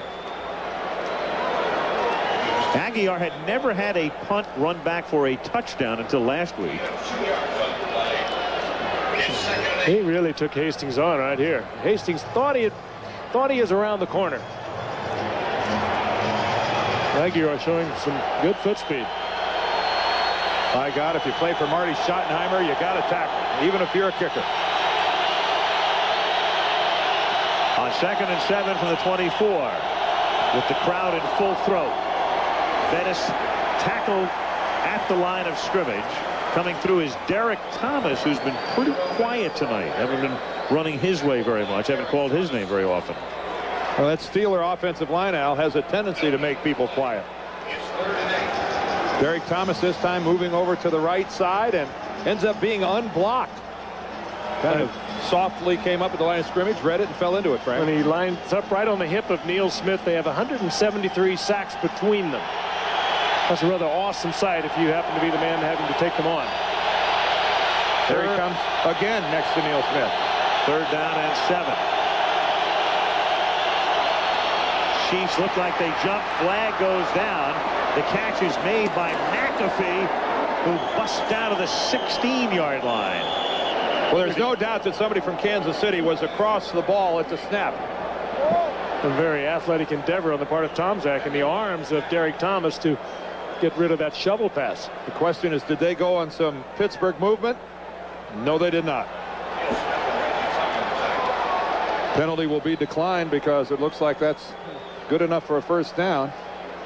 Right, and it was 3rd down and 7, so the pickup was for 8 yards, and they'll take the play. Nobody touched Derek Thomas. Offsides on our defense. That penalty's declined. Result of the play is a 1st down, Pittsburgh.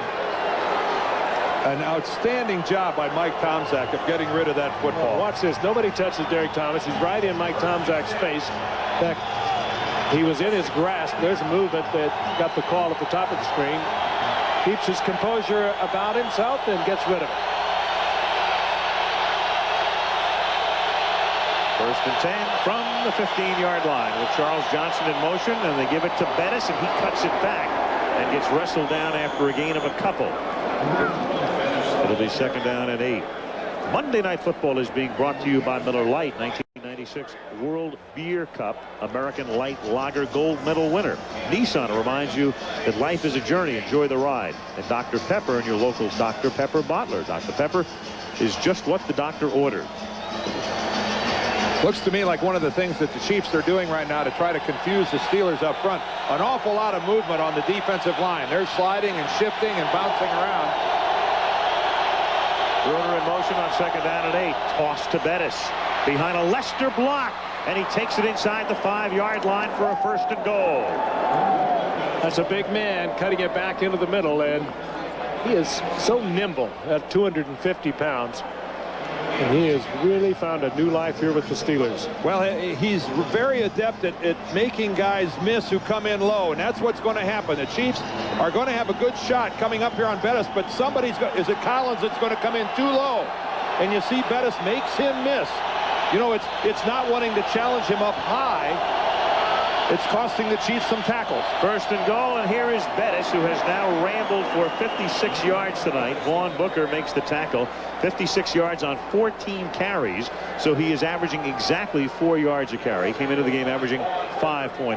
And they're really using him a lot more than they'd like to. Eric Pegram, who was hurt in our Buffalo game a couple of weeks ago and not able to come back tonight. They thought they would have him back. There he is, and he probably will be able to go next week. And they like to alternate them. They like to give them about the same amount of play, and they get along very well that way. Bettis actually is having a... Pardon me. No, that's all right. Cordell Stewart has come into the ballgame. Tomczak was confused about whether he was leaving or not. Right. And now they got to take a timeout.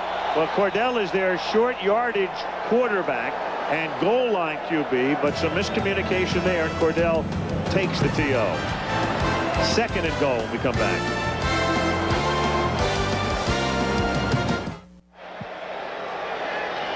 Last time Pittsburgh was down in this position, remember they've been running the ball well and then went to the air and had to settle for a field goal. Let's see if they stick with that strategy or if they try to pound it in. Kansas City has not allowed a passing touchdown since opening day. 4.5 games. Tomczak, the QB. Toss to Bettis behind a Leicester block, and Jerome Bettis bangs his way to the 1-yard line. 3rd and goal. Tough to fault that strategy. That's Neil Smith, who's not getting up. Smith right at the point of the attack. Unfortunately for Neil. So as Stewart comes back in, there's an injury timeout here for Neil Smith. There's Neil right at the bottom of your picture. Fighting off the block of Justin Strelzik, and really does a good job of stacking up the play. Tough to see what happened.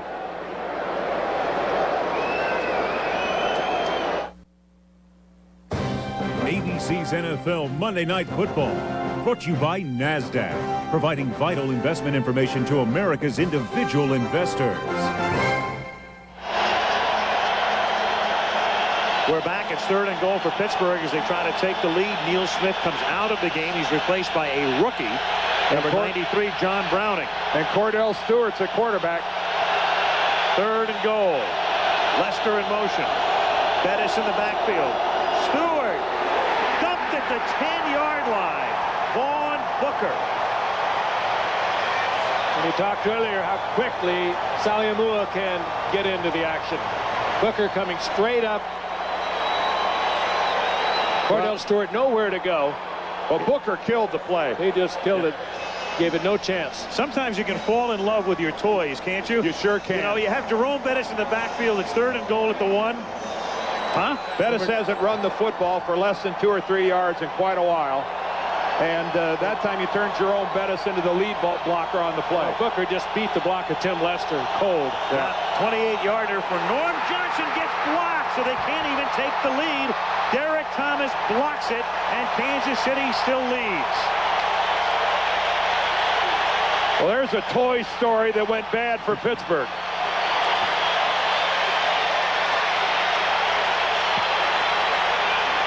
Outstanding work by Gunther Cunningham and his defensive unit. And now the special teams of the Chiefs come up big. Derek Thomas with the block, and they keep the lead.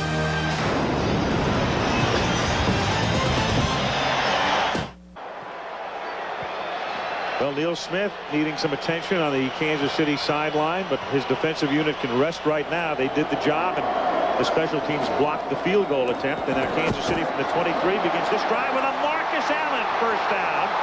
All the way out to the 44-yard line behind a Reggie Johnson block and a 21-yard gain. Wow, 3 consecutive Kansas City plays.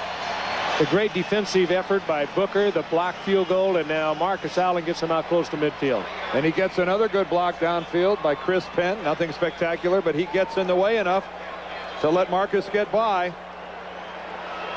You know, Frank, why do some guys go one direction and some guys go the other? How do you explain a guy like Marcus Allen who so often goes the right direction? Ask Enya. That's her lyrics, isn't it? One way or another, this way or that way. Yep. One direction or upon reflection as Bennett takes it up to the 45-yard line. And upon reflection, Marcus always seems to go the right way. He does, from one horizon to the next. Working with a bunch of poets up here. Yes, we get arrested for this. Here's tonight's Prudential fact, speaking of Marcus Allen. 36 years old, 15 years in the league, 196 games. That's the second most games played by any running back in NFL history. And if you can guess the leader, you're good. You know your football. We'll give you that in a second. You're good. On 2nd down and long, it's Bono throwing, and the catch is made by Reggie Johnson. No, did not have possession. And now Johnson, not exactly popping up. Well, there he is. He's all right. Kansas City a little thin at tight end. Derek Walker unable to go tonight. Johnson has nicked, and so is Keith Cash. Cash is coming back after missing 3 games. No, we didn't control it. Well, from that angle, we couldn't see the ball hitting the ground, but the official was on the other side of it, so he did have the clear view of whether or not he maintained control of the football. And he made the call. 3rd down and 8. Play clock running down. And they just do get it off. And Bono has to swing away and then throws, and that's incomplete, intended for Dana Hughes. And before they punch us, to follow up on the Marcus Allen and the fact that he's played 196 games now at running back. The all-time leader, Mosi Tutupu, the former New England back who not only played fullback but a lot of special teams work as well, tops the list. Who'd have thunk it? No, I don't think anyone got that. Yes. We went over that baby last night, and we took many guesses. We probably surprised Mosi. Credentials rock is safe. Hastings back to receive Aguiar's kick from the 45-yard line.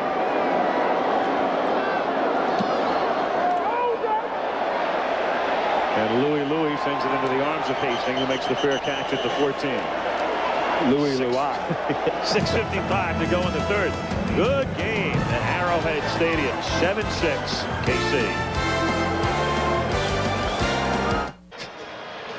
Neil Smith, always a fashion statement. The newest in designer knows where. I think it's catchier. Looks better on Neil than it would on any of us, I think. You have to earn the right to wear that son of a gun. That's one way to tell you that Neil is back in the game. From the 14-yard line, there's a flag down as Sally Amua had come across the line. The question is, was he induced as Booker chases Tomczak out of bounds?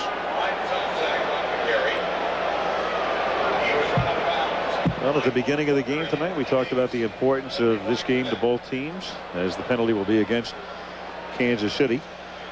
Chiefs started out 4-0, then lost at San Diego last week, and trying to stay abreast of the AFC West lead with Denver.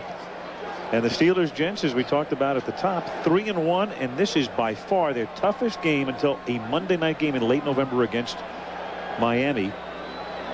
That's the Steeler team, Al, that's getting healthy. Offsides. Number 75 on the defense. 5-yard penalty. Repeat 1st down. Joe Phillips, a little premature across the line of scrimmage. And what this Steeler team has done, guys, is really moved the football up and down the field. This is a team that, if they have not squandered some opportunities real close to the Kansas City goal line, would have a sizable lead in this football game right now. Right. Instead, they're trailing by 1. And on 1st down and 5, Tomczak's going to air it out for Johnson, who is able to make the catch at the 36-yard line. Terrific play as he takes it away from Dale Carter. And again, you don't want to beat this horse to death, but this Pittsburgh offensive line is giving Mike Tomczak all sorts of time. Kansas City just can't get to him. He has thrown the long ball well tonight. He had one caught out of bounds. It could have been called inbounds. Had another long pass. This is beautifully thrown. Not bad coverage at all by Carter. But Johnson, who is a good leaper, goes up, comes down with it. And he beat Darrell Lewis for a touchdown last week like that at Houston. Here's a guy who completely lost his confidence last year, Charles Johnson, and now just has it bubbling over.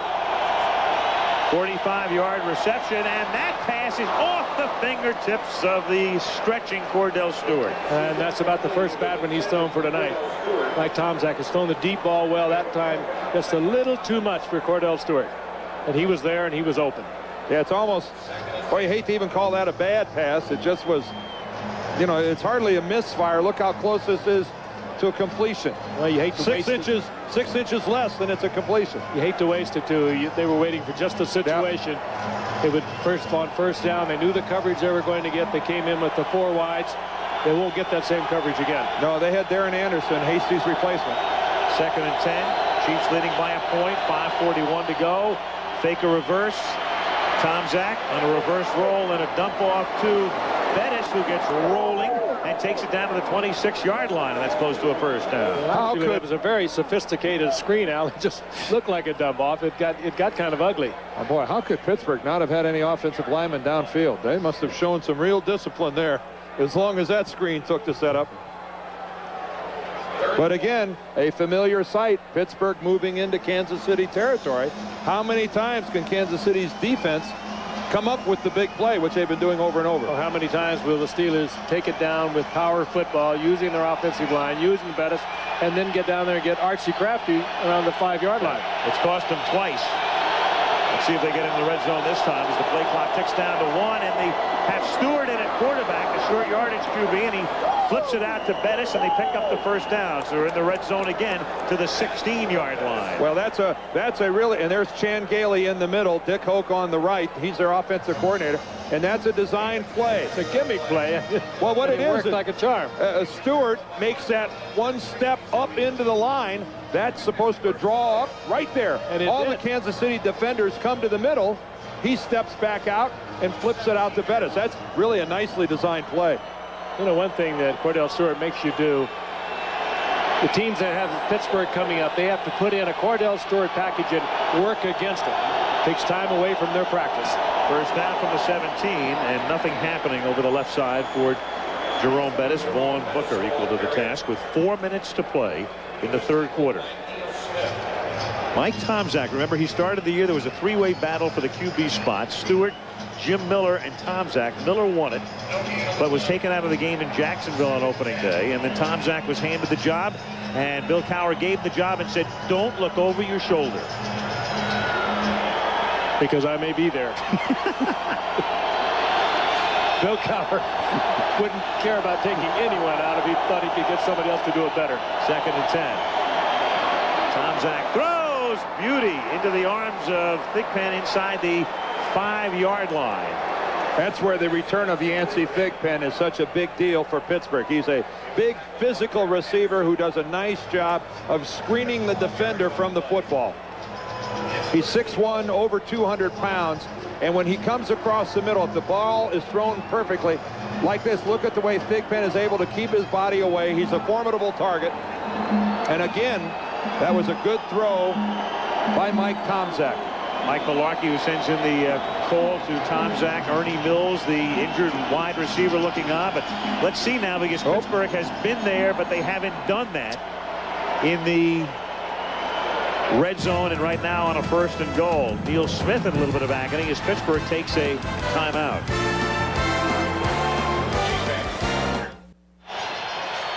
Neil Smith with perhaps a back problem as you look at Dan Saliamua, but Neil is back in the game. It's the 4th time Pittsburgh has been inside the 5-yard line. They had 2 field goals and a blocked field goal. Now let's see what they do. Think he might get it? Out of the eye. Bettis will get it over the right side, and Bettis breaks an initial tackle and is in for the touchdown. Hello, hello. A dead play stopped at the 5-yard line, except those mammoth legs of Jerome Bettis kept driving. That's what a big back does to you over the course of a ball game. He flat wears you out. You kind of wonder, they've been moving the ball so well with him, why they haven't been doing this in the 2 or 3 other times they've been down here. He is a load. And Pittsburgh will go for 2 because the lead right now is 5. Bettis coming off a down year a year ago with the Rams. Pittsburgh traded for him. He could never have been happier. You've got Bettis and Cordell Stewart lined up in the backfield. Stewart at right half, and Stewart with the fake. Tomczak with the roll, throws, 2-point conversion is good into the arms of the tight end Mark Bruner. And if Bruner wouldn't have caught it, Hastings would have caught it. He had 2 guys exactly beside each other. Bill Cowher upset about something. Well, it's a good fake. You got Cordell Stewart in, and he gets everybody's attention. You fake the ball to him, and it was a good fake by Tomczak. Everybody went with Stewart. Tomczak had his choice of receivers, and Mark Bruner wide open. Watch the defense, the red shirts go with Cordell Stewart. Well, Cowher clearly not one to get exultant over a lead as Pittsburgh moves in front 14-7, thinking more about somebody missing something here. Yeah, really, because, well, James Hastings, Andre Hastings, rather, thought that he was catching the football. He was surprised to see Bruner there. It's safe to say you don't stack your receivers like that, Frank. One of them was in the wrong place. Cordell is not only a great athlete, can do it all, but he is such a threat. When you're not used to defensing something like this, you have to prepare for it. It takes time from your regular work, and he's a bit of an extra threat in that way. Well, lost in all of that two-point conversion was the guy who's making the difference in this football game right now is Jerome Bettis. 14-7. The Steelers have the lead as Norm Johnson sends it skyward. Taken at the 2 by Jerome Woods. Lester misses him, but then he gets tackled up at the 23-yard line. There are some of the most violent things that happen on kickoffs. Do you see the one in the middle that piled in, Dan? Yes.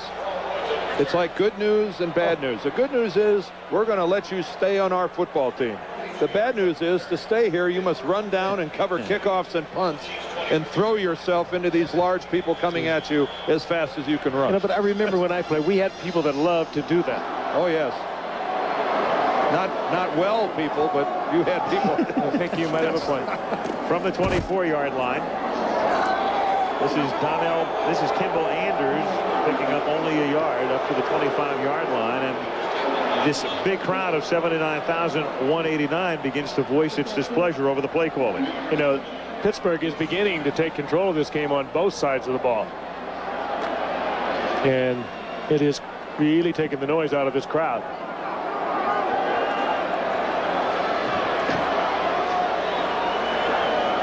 Smith resting, 2nd down 9 from the 25-yard line. Bono throws, catch made by Penn. He's wrestled down by Willie Williams, picks up a 1st down at the 35-yard line with 1:50 to go in the 3rd. Pittsburgh very much in control of this game as the Steelers have gained 320 yards through almost 3/4 of play. And I'll be with the man that Bono replaced tomorrow night, Joe Montana, getting a Legends Award. Nick Bonaconti's dinner in New York for the Miami Project. You've been there, Al. It's a great happening. Terrific for Mark Bonaconti as well. Nick does a wonderful job year after year as Marcus Allen bangs his way up the middle to the 42-yard line for a pickup of 6. Kirkland and Brenson Buckner make the stop. What more can you say?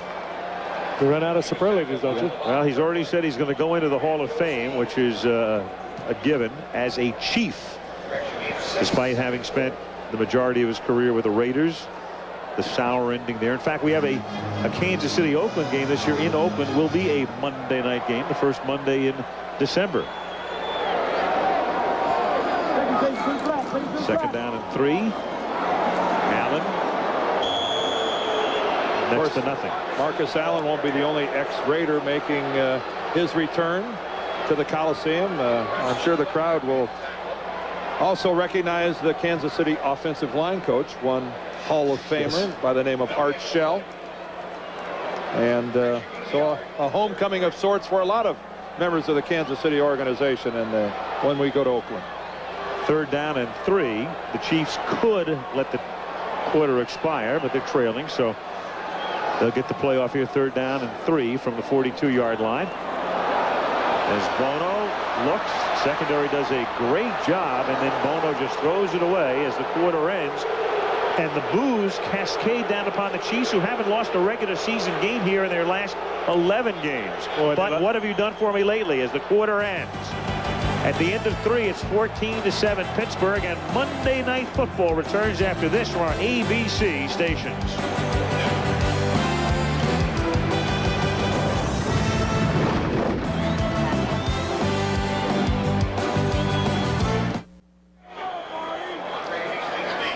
Kansas City, we start the 4th quarter. Al Michaels, Frank Gifford, Dan Dierdorf, and Lynn Swann. Kansas City to punt. They trail 14-7. Louis Aguiar punting with Andre Hastings back to receive it for the Steelers. Short, wobbly kick, but takes a good bounce if they can down it, and they will at the 2. Reggie Tung gets down there. Well, again, the special teams of the Chiefs come up with a big play. Mike Stock, their special teams coach, has to be pleased with his unit's work to this point.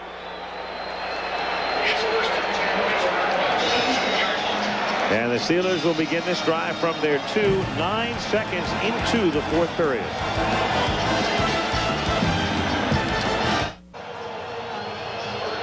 And Wednesday night here on ABC, Grace Under Fire Townies, and the vice presidential debate is the primetime lineup.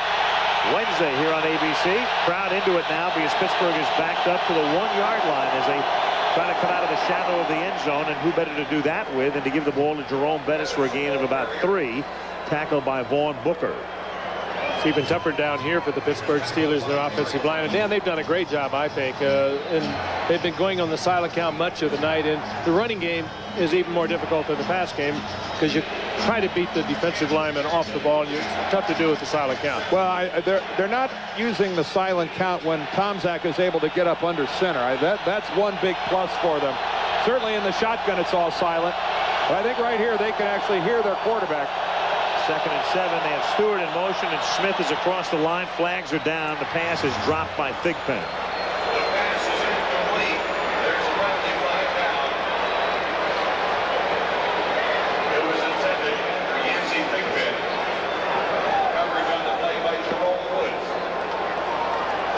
And Howard Rose signals that the Chiefs were not induced. Offsides on a defense. 5-yard penalty. Repeat 2nd down. Well, that's making it easy for Pittsburgh. Neil Smith moved across the line early, and keep in mind he was out earlier for a series of downs and having problems with his back. Ominous note for the Chiefs here. The Steelers, when leading going into the fourth quarter, have won 26 consecutive regular season games. Can we go home? Not yet. Well, it's one thing to have a 2nd and 7 on your own, backed up to your own goal line. Neil Smith made that a lot easier now at 2nd and 2. 2nd and 2 out of the 10.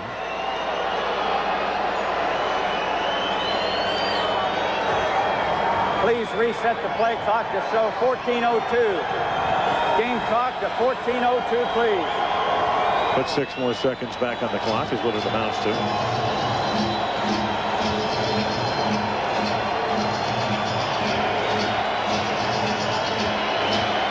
Bettis tonight has carried the ball 19 times for 76 yards, averaging exactly 4 yards a carry, and he has scored Pittsburgh's only touchdown. He lines up in the eye here, and a contact again up front. Well, this time I think it was left guard Will Wolford that got off to a fast start. And that is crowd noise there. Prior to the snap, false start on number 77 offense. 5-yard penalty. Repeat 2nd down. So it's 2nd and 7, then it was 2nd and 2, and now it's 2nd and 7. Well, if you're going to go, really go. Will did. Darn right. You know, it's a 5-yard penalty either way. You might as well hit 2 guys in the process. Interesting, in today's football, he is the only undrafted member of that offensive line. All the rest of them have been drafted by the Steelers. He's the only free agent. And for a time was the highest paid offensive lineman in the National Football League when he went to Indianapolis from Buffalo. Well, the officials having a difficult time getting things sorted out here.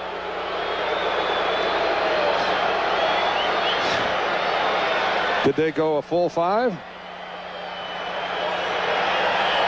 It should be back once we started. After all that, we're back to 2nd and 7 at the 5-yard line. And the decibel meter is off the charts here. Oh, here we go again. Smith in the backfield. No play. Well, you saw Brendan's tie. He turned his head to hear the count from Mike Tomczak. And that brought Neil Smith across the line of scrimmage. Can you turn your head, Dan, for the count? Yes, you can turn your head. You just can't simulate starting. Prior to the snap, false start on number 87 offense. Penalized half the distance to the goal. Repeat 2nd down. I think the false start occurred out at tight end. I don't think, you're right, Stye turned his head, but I don't think that's where the jerk was. Take a look at right here, Mark Bruner. There's your false start. That's enough. That's enough to draw a flag. Although he's reacting to Neil Smith in that flinch. 2nd and 8 at the 3-yard line. Stewart in motion. And that is caught by Yancey Thigpen. I don't think so. No, he dropped it. And I think there's another flag. If there's not, it was close because they were coming at the snap. I just want to clarify something. Those of you about that Neil Smith flinch. He can flinch like that as long as he doesn't come across the line of scrimmage. If he comes across the line, then that would have been against the defense. A well-thrown ball by Mike Tomczak. Thigpen had it for a moment, but they ended up throwing it back behind him. Smith can flinch. He can't come into the neutral zone. Steelers need some extra room here. Even without the first down, they have a young punter. Here's a flag again. If they gain not another yard, Shane Edge is going to be backed up to the back of the end zone. Well, I think it's another false start. Yep. Strelzik was motioning, but Stye's the one who moved. Fire to the snap. False start. Number 68. Coming offense. Penalized half the distance to the goal. Justin Strelzik is trying to communicate a blocking scheme, but Brendan Stye's the one who jumps. Kansas City has got a set blitz on this with they have the 4 wide receivers. They're going to probably blitz it on this one too. 3rd and 10 from the 1 out of the gun. Tomczak lofts it for Stewart. He makes the catch. Big first down up to the 34-yard line. Big play. Tackled by Collins. So instead of punting from the back of the end zone with a kid punter, they have a first down up now at the 34. It was a fine catch, but Mike Tomczak has thrown the ball so well with such great touch tonight deep. Al, you didn't give it enough bigs. That's about a half a dozen bigs. Mark Collins linked up with Cordell Stewart. Stewart had a step on him, and Tomczak was perfect.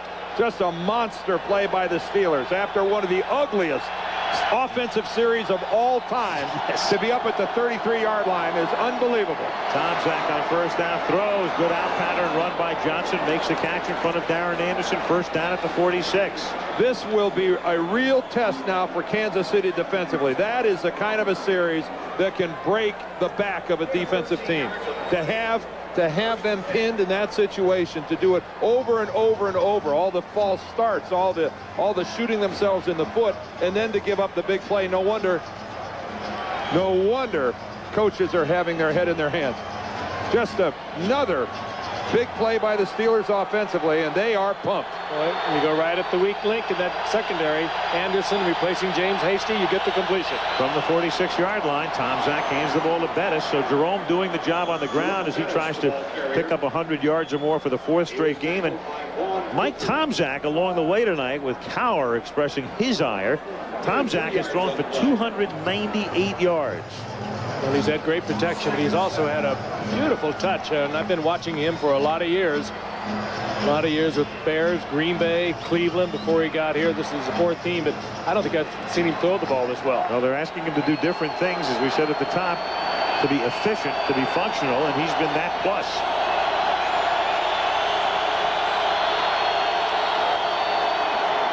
Second and 7. Tomczak, a little floater, and it takes forever to get into Bettis' arms. He escapes Phillips, breaks another tackle, and then barrels his way inside the 50-yard line of the 49. Boy, heads-up play by Will Wolford, who was out there, and boy, did he ever want to clip Joe Phillips. He wanted to hit him from behind so bad that he safely pulled up on the trigger. Frank, he didn't do it. Have we seen some bad-looking screens tonight or not? Well, that was about the worst-looking throw I've seen in a while. Yancey Thigpen. Oh, wow. He's been out for so long with the hamstring, and he played well tonight. He's sitting on the bench again. Hamstring, we are told. There was a look at that pull-up by Wolford. 3rd down 4. 4-man rush. Good protection. Tomczak throws a floater, and it's dropped by Stewart at the 36-yard line. Probably the surest hands on the ball club, and this time he just didn't handle it. That was first down yardage. So now Shane Edge comes into punt. Edge is the guy who was picked up against Josh Miller, underwent a hernia operation. They expect to get him back. Edge was working down in Florida. He's making $7,700 a game. He got fined $5,000 for getting into a fight last week, did Shane Edge, as you look at Tom Zach's last pass. And after taxes, and he's lucky he's not in the punitive 39.6% bracket like most of the players in the league, he said, I lost money last week. Edge sends it down to the 10-yard line where it's fair caught by Tamarick Vanover. The punitive 39.6 bracket. That's what most of the league is in, but not Shane Edge. Got edged out of that bracket. 11-16 left in the fourth.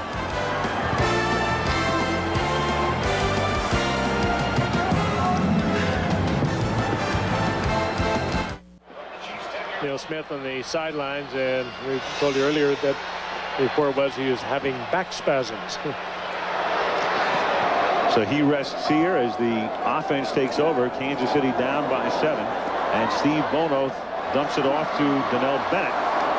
And Bennett escapes a Gilden tackle and then gets taken down. It's Kimball Anders actually out to the 16-yard line with 11 minutes to play in the fourth quarter.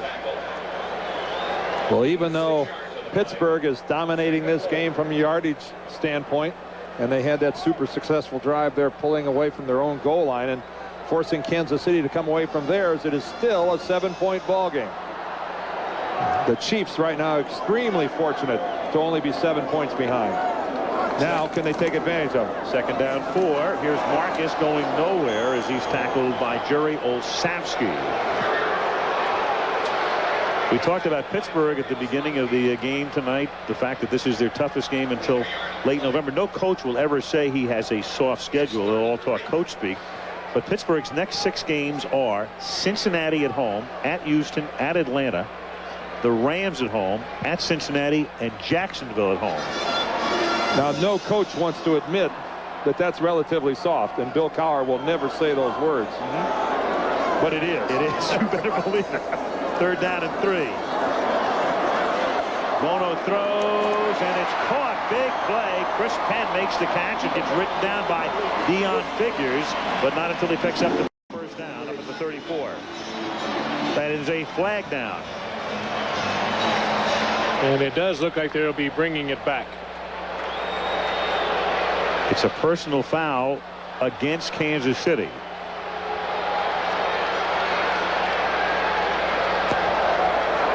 Personal foul on number 77 and 76.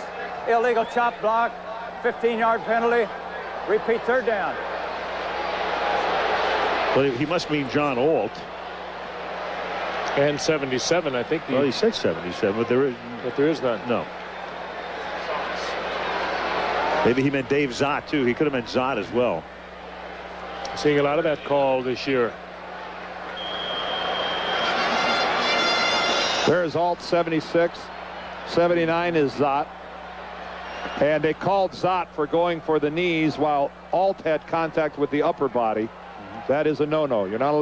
You cannot take a guy on low if one guy is engaging him high. And now 3rd and 11, and they give it to Anders. And this won't go over big. A strange call, even though it picks up 8 yards. A good gain, but not when it's 3rd and 11, tackled by Johnson. And it's going to be 4th down and 1 with 9:13 and the clock ticking remaining. You know, a lot goes into a call like that. It's not like Paul Hackett is up in the booth going, what can I do to get this crowd upset with me? Frank, a lot of it has to do with the quality of the secondary for the Pittsburgh Steelers and their ability to cover these Chiefs receivers. No question that Marty was in the link on that one, and I think he approved of it. Aguiar to kick it. Hastings back. Good looking punt. Yep. 50 yards. And Hastings with an 8-yard run back to the 37-yard line, tackled by Dana Hughes. 8:44 left in regulation. It's Pittsburgh 14, Kansas City 7. Here's your primetime lineup Thursday night here on ABC. Blair Underwood stars in an all-new High Incident, the season premiere of Murder 1. And then ABC News Turning Point comes your way Thursday night right here on ABC. Pittsburgh, 1st and 10 from the 38-yard line with 8:44 to go. And here is Jerome Bettis swinging to the outside, turning the corner, and picking up another first down as he tries to reach triple figures for the 4th straight game. Well, when he first came into the league back in '93, 1983 and gained 1,400 plus yards with the Rams. He was called the battering ram, and this is an excellent illustration. It starts, as it has been all night long, with good blocking by the Steelers line up front. Bruner, an excellent block on Derek Thomas. Right at the 2 Pro Bowlers, Dan. Neil Smith and Derek Thomas were at the point of attack. And poor Mark Collins came up and tried to lay a shot on top of Jerome Bettis and paid a heavy price. Stewart is in the game at tailback, takes the toss, and taken down by Darren Anderson at the 45-yard line. A little change of pace. They have Bettis running for 94 yards tonight. Then they bring Stewart out of the backfield on the next play. Jerome has not only gained triple figures in the last 3 games, he's been up and over 115 yards in each of the last 3. Do you think Cordell has any type of an identity crisis? What is this guy? He is everything and everywhere. Second down and 8. He's in the slot right now. And Tomczak looks the other way and throws, and it's incomplete. Andre Hastings is covered well on the play by Jerome Woods. Third down and 8. One thing about Cordell Stewart, guys, you know he's no dummy. Stop and think about it. This guy has to know the assignments of every position in the backfield, plus quarterback. Well, he spends most of his time working at quarterback, which would help him to learn those other assignments. But still, to absorb it all, you're right. Running back, receiver, both out wide and in the slot. And that's a tremendous load of responsibility. Third down and 8 now as Tomczak under pressure throws perfectly placed to the 20-yard line. Jaheen Arnold, a rookie out of Fresno State and probably the fastest guy on the team, makes the catch. And another beautiful touch by Tomczak. And again, this is wearing out the Kansas City defense. Neil Smith just barely able to get to his feet back at the 45-yard line. And this is a unit right now that is really struggling. And this took a lot of time for this to develop for Arnold, and nothing but good protection for Tomczak. He did hold it to the last possible second, and then he put a wonderful touch on it. Those are 3 rookies all working together there. Arnold, the rookie for Pittsburgh, and Woods and Tung, the rookies for Kansas City. And Bettis fumbles the ball, and that's exactly what Kansas City needed. Mark Collins with the pop. That's the second time tonight that Jerome Bettis has fumbled. Normally sure-handed and never fumbles twice in the same ball game. But he's been fumbling lately. Jerome Bettis better tighten it up on the football. Collins with the helmet right on the ball. And Washington with a recovery.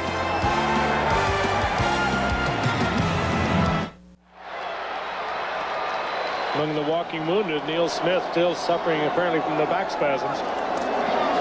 Now Kansas City with Bono taking over, and a flag comes down. Cash says I was held, and the official says you bet. Jason Gilden. And Gilden's not going to argue that one because he did hold Cash. Right before we went to commercial, I mentioned about Jerome Bettis and his fumbling. This makes 4 consecutive games that Bettis has fumbled the football. What's unusual about this effort is that it's the first time in his career that he's fumbled twice in the same game. Number 92 on a defense. 5-yard penalty. First down, Kansas City. Normally a very good protector of the football. Not happy, I'm sure, about fumbling in 4 consecutive games, and especially the pair tonight. And they were on their way to delivering what would have been a kill shot had they scored on that drive. Knocked down. Joel Steed. Joel Steed surprised by that ball. Well, the Steelers defense, again, a lot of times they will come with these very sophisticated schemes in their blitz, and sometimes they will come into it and then they'll jump out of it. That time they persuaded Bono that they were going to come. He changed the play, went with the quick pass, hit Steed right in the face. That's why they wear face masks. Protect them from an errant toss. Steelers so disruptive on defense. 2nd and 10, and they give it to Greg Hill, and he picks up 3. And the crowd voicing its displeasure since late in the second quarter. What the Chiefs really need is a big play from Tamarick Vanover. He is their big play guy. He's been out with ribs for a couple of games, came back last week against San Diego, dropped a couple of balls that could have made a difference in that game. And he is just really tapered off to where they just have got to get something out of him. Does he even have a reception tonight? I don't believe so. Yes, he did. He had one, remember, right before the half? Just one. Yep. Playing with his ribs bandaged. 3rd down and 7 at the 23-yard line. Bono, big play here. Danon Hughes is able to make the catch up at the 33-yard line to keep the drive going, and he pays a bit of a price, and he'll come off. That's the way the Chiefs have been struggling. Danon Hughes, principally a special teams guy that's been pressed into action. They lost Lake Dawson for the season. He's on IR. Willie Davis, of course, left at free agency, the only player that left, and they started this season with 3 starting wide receivers that had never started before. 1st down. They keep the drive going up at the 33-yard line. Pittsburgh up by 7. 5:10 and the clock ticking left in the 4th. And Hill. And the crowd here is really wrong to boo. There's over 5 minutes left in this football game. You cannot throw it on every down. They have to attempt to run the football. They still have time to put together a solid drive to tie this football game up. I think the crowd is overreacting a little bit to boo every time they run the football. Paul Hackett, I'm sure, is not going to be swayed one way or the other. No. He knows what he wants out of this football team. I just don't think the Kansas City passing game is good enough to throw it on every down. 2nd down and 8. Bono buys time. Under pressure, has to dump it off. It's underneath. It's Cash. And he can't spin free. Finally taken down by Brown at the 35, setting up another critical 3rd and 8. Bono trying to go to Vanover, but he was well covered. Monday Night Football is being brought to you by Tylenol, the pain reliever hospitals use most. Cadillac and your Cadillac dealers. Sun America, the retirement savings specialist. And AT&T, your true choice. Big play here. 3rd and 8 at the 35-yard line. Under 4 minutes to play. And I'm sure some uneasiness on the Pittsburgh sideline. It not being in a more commanding position. Here comes everybody. Bono throws. Catch is made at the 36-yard line. Penn breaks the tackle, seeks the 1st down. He fumbles the football. Pittsburgh has it. Oh, was he hit? Was that Myron Bell? Somebody came up from the Steelers secondary and tattooed Chris Penn. It might have been Myron Bell, number 40. Boy, that's a shame, because that just negates a sensational effort by Chris Penn at getting the 1st down. Dan, that's when you usually are going to fumble the football. If you're a running back or a receiver, you're trying to get something extraordinary out of something like this. He's about 4 or 5 short of the 1st down. He knows he is. The blitz was on. He ran the right pattern. Bono got it to him. Now he has to look at the ball. He's not taking care of the ball at all. Yep, it was Myron Bell, number 40, that came in and put the hit. Boy, you really feel for a guy that loses the ball after trying so hard. And Carnell Lake recovered it, and now Bettis takes it to the 41-yard line. 2nd down and 9, and Kansas City is now forced to use its timeouts on defense here. 3:30 to go, 2nd down and 8. Next week, what a scene this will be. There have been a lot of great games over 27 years on Monday Night Football, Frank, and you've seen almost every one of them. But Lambeau Field in Green Bay next Monday night, I mean, how does it get any better than that? You know, 49ers at the Packers. It's the cheeseheads versus the wine and cheese. Still the quarterback situation unsettled with the 49ers, but nothing's unsettled about the quarterback situation with the Packers. Nope. 20 TDs for Brett Favre in 6 games. What will we have next week? Cheese heads, cheese ties, cheese vests. What a scene that's going to be. Lambeau Field next Monday night. The 49ers at Green Bay.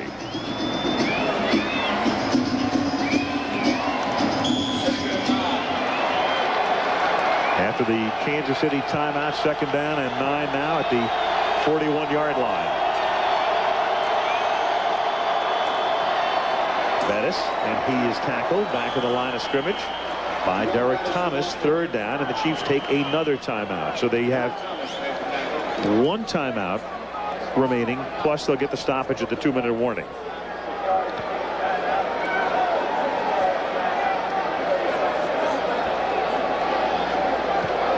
421 yards tonight for the Pittsburgh Steelers on Kansas City's home turf. And Marty Schottenheimer's look expressing that bit of exasperation right there. The Steelers 327 yards through the air. This is the team that we mentioned earlier had gained more yardage on the ground than through the air, and it's the first time in their last 43 home games, or since 1990, that the Chiefs have given up that much yardage. They've done a remarkable job protecting this man, Mike Tomczak, and he has had a great touch tonight, particularly with the deep ball. That 15-20 yard pass, he has been absolutely perfect with it. You saw that breakdown of how they gained their yardage.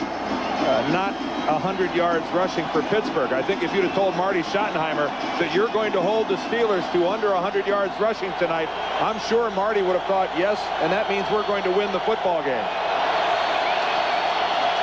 3rd down and 9, and the Steelers can come pretty close to cementing it if they can convert here, because Kansas City's been forced to use 2 of its timeouts.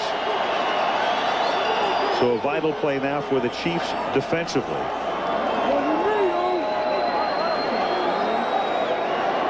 And what's up, Howard? Game clock should show 3:23. Please add 2 seconds to 3:23. Okay. Well, in a tight ball game, they all count. Howard added 6 one time, and now another pair here. Howard Rowe being meticulous this evening. There we are. Beluga. 3rd down and 9 at the 41. Take your pick. Number 10's in the game, the 4 wides.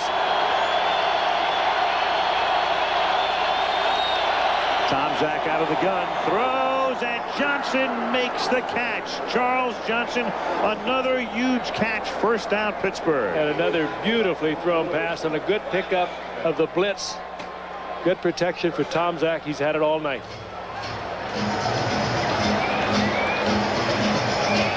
Watch this. Little slant to the inside.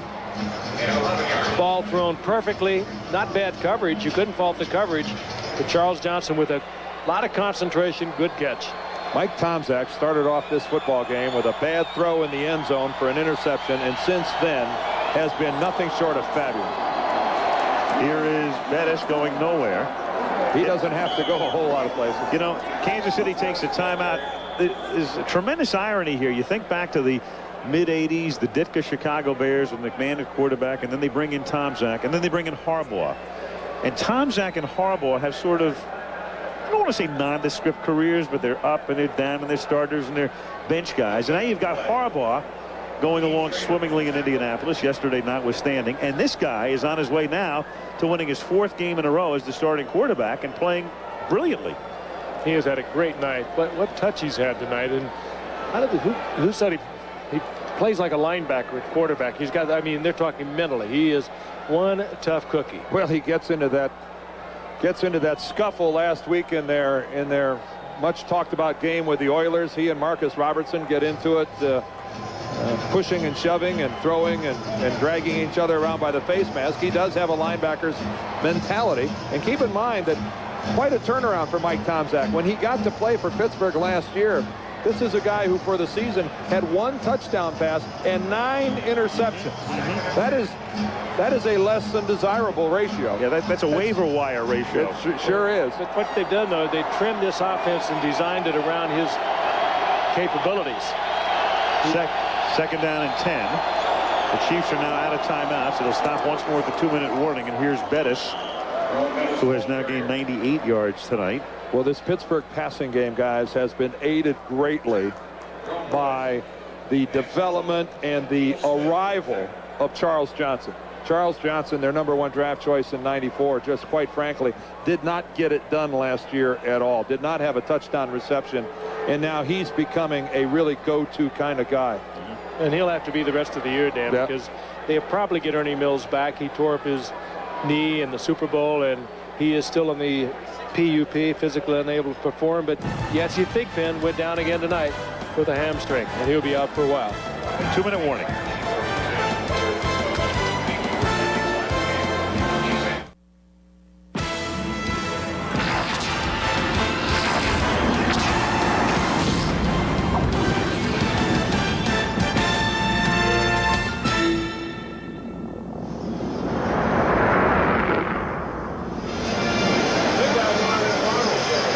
shot from the Spirit of Akron, the Goodyear blimp, soaring high above Arrowhead Stadium, where it's pretty quiet right now. The Kansas City Chiefs, who've not lost a regular season home game in their last 11, are down to the 2-minute warning. Pittsburgh has the ball.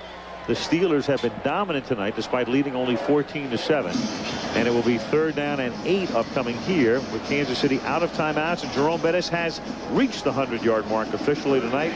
And it's the 4th game in a row he's been up and over 100 yards in his first 21 games as a Ram. 11 times he was over the century mark. And in his next 27 games, 0. And now he's reborn. And no Ram running back is tickling that 100-yard mark this season either. Nope. Lawrence Phillips has had 0 success running the football. They got him for a 2nd and a 4th round draft pick. That's pretty cheap. 3rd down and 8 from the 28-yard line, and here is Bettis, and they stop him at the 25-yard line. So now the Steelers looking over toward the bench. Collins and Bayless make the stop. And do they want to bring in the field goal unit, try about a 42-yarder? This is a tough decision here. It's an interesting call because Norm Johnson has been having his problems lately. He had one blocked earlier. Off the grass. A blocked field goal, a one-hopper back up into the air, and it's a Kansas City touchdown. This is not a no-brainer. No, it's not. Interesting call. And the missed field would give Kansas City the ball at the 25. The one thing they'll do is they'll let the clock run all the way down.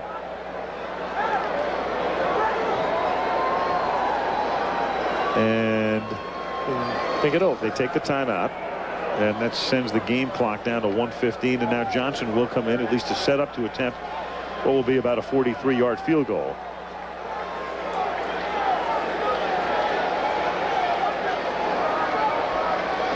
The Chiefs are off next weekend. They play a Thursday night game a week from Thursday as Schottenheimer's team gets ready to face Seattle here. Now I wonder if one of the things the Steelers are considering is that at this stage in the ball game, those are tired legs on those Kansas City defensive linemen that are going to be trying to put some type of a surge on this field goal. But boy, as a head coach, I would be tempted to just pooch punt it down there and force them to go to length of the field. But those are tired Kansas City guys in the red jerseys. Tom Zach puts it down. Johnson kicks it up, and that will write a finish to it. That is that. Yep. Well, the Steelers are on their way to beating the Chiefs for the 7th straight time in this ballpark in the regular season. The Chiefs did win that playoff game, the overtime thriller in '93, but the Steelers, and Bill Cowher said it last night in our meeting with him, he said, you know something, we're going to learn a lot about our team tomorrow night. He likes what he's learned. Yes. On the road. You think this guy's a player's coach? Of course, he learned it from a guy who's a player's coach. A lot of jumping in the air by Kansas City, but they got precious little penetration before they went up to try to block that Johnson field goal that was right down the middle. It'll be a lot easier flight back to the East Coast for the Pittsburgh Steelers and that guy. And Swann said it at the very top, the pupil, Bill Cowher, the teacher, Marty Schottenheimer. Bill Cowher, of course, played for Marty Schottenheimer at Cleveland, coached for him there, came here with him as a defensive coordinator for 3 years before he went to the Pittsburgh Steelers. One thing about Bill Cowher, so much success and so young. Look at the number of victories this guy's putting together before he even reaches his 40th birthday. This guy, if he stays in this business a long time, could make a run at some records. Yeah. 5th year in the league, and he's the 3rd youngest coach in the National Football League. Vanover, 3rd youngest coach in his division. In his division, too. Yeah, Jeff Fisher and Dave Shula. And it's weird with Cowher. I mean, you talk about, as you look at Neil Smith, the attrition rate in professional sports in the 4 major pro team sports, baseball, football, basketball, and hockey. Bill Cowher has been in his job longer than all but 16 of the 112 coaches or managers in the 4 major sports. It's incredible. 5 years, nearly places you in the top 10%. Unbelievable. That'd make you want to tell your kid to take up dentistry. From the 27-yard line, Bono throws, and that's broken up by Carnell Lake. Intended for Sean LaChapelle. The Steelers, you think back to that opening day game. I mean, how many things can go totally wrong for you? You play at Jacksonville, a second-year team. You have a quarterback controversy, and then you have another one because you have to make a change after the first game. You lose arguably your second best defensive player. Let's say Woods is first and Lloyd is second. You lose 2 other linebackers for a month in Jason Gilden. Right. You've let Kevin Green go. Neil O'Donnell signs with the Jets. They lose Conley, the other linebacker that they go. They've already lost Kevin Green to free agency. 2nd and 10 as the catch is made by Marcus Allen, and he picks up a first down. But I mean, Dan Rooney, the owner, Tom Donahoe, head of football operations, Bill Cowher. I mean, you have to look at these guys now and say, boy, they know what they're doing. They have the Bam Morris situation in the offseason. They lose him. Well, they got through last year in a very similar way, though. They lost Rod Woodson in the very outset, the very first game against Detroit. Right. And they wound up in the Super Bowl. Another guy they lost, Ray Seals. The lineman goes down for the season. First down at the 40-yard line. And Bono throws, and the catch is made by Chris Penn up at the 48-yard line. Kansas City does not have a timeout.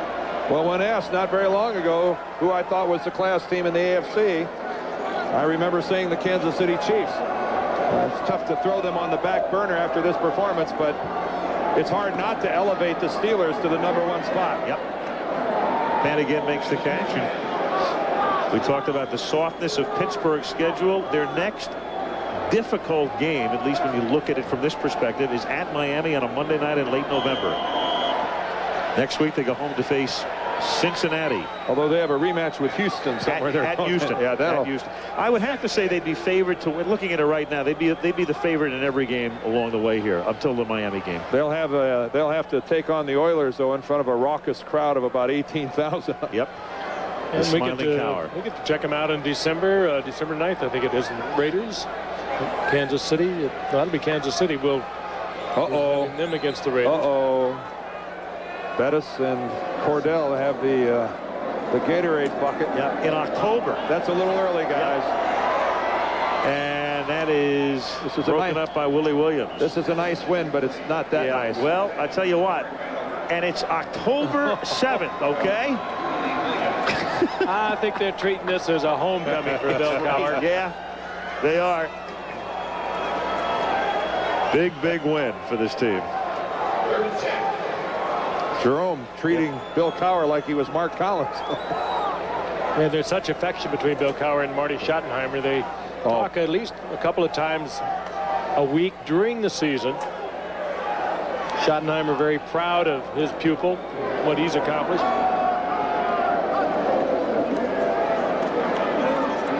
Bono flinging it deep, and it is picked off by Fuller in the end zone.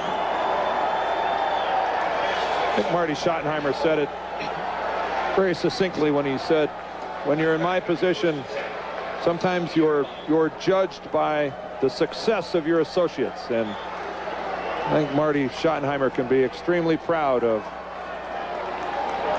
the tools and the weapons and the ideas that he gave Bill Cowher and what Cowher has done with him. So Cowher gets the season's first Gatorade shower. Bill says, I hope you guys are practicing for January 26th. Give me one of those babies in New Orleans. It's a very good philosophical look at the season ahead, though. He said, we'll win the game and then we'll settle down. He said, it's not going to be one game. It's going to determine the season. And Marcus venting his frustration along with the backup quarterback, Rich Gannon, as this game ends on a kneel down. But Pittsburgh is dominant. Far more so than the final score would indicate. They wind up gaining 437 yards tonight. Bettis goes over 100 yards on the ground. Tom Zach has the second best statistical night in terms of gross yardage in his career. And they come into Kansas City and knock off the Chiefs by a score of 17-7. And what a night for Tom Zach. And we can tell you that tonight 21 points were officially scored in the red zone. And if this score matches the number under your Coca-Cola bottle cap of can tab, then you could be a winner. And you can send it to the address that shows there on your screen. 21 red zone points tonight as the Pittsburgh Steelers fly home with their 4th consecutive win, 17-7. Next week, a beauty from Green Bay as the 49ers headed to Lambeau Field to take on the Packers. Until then, Al Michaels for Frank Gifford, Dan Dierdorf, and Lynn Swann saying good night from Kansas City.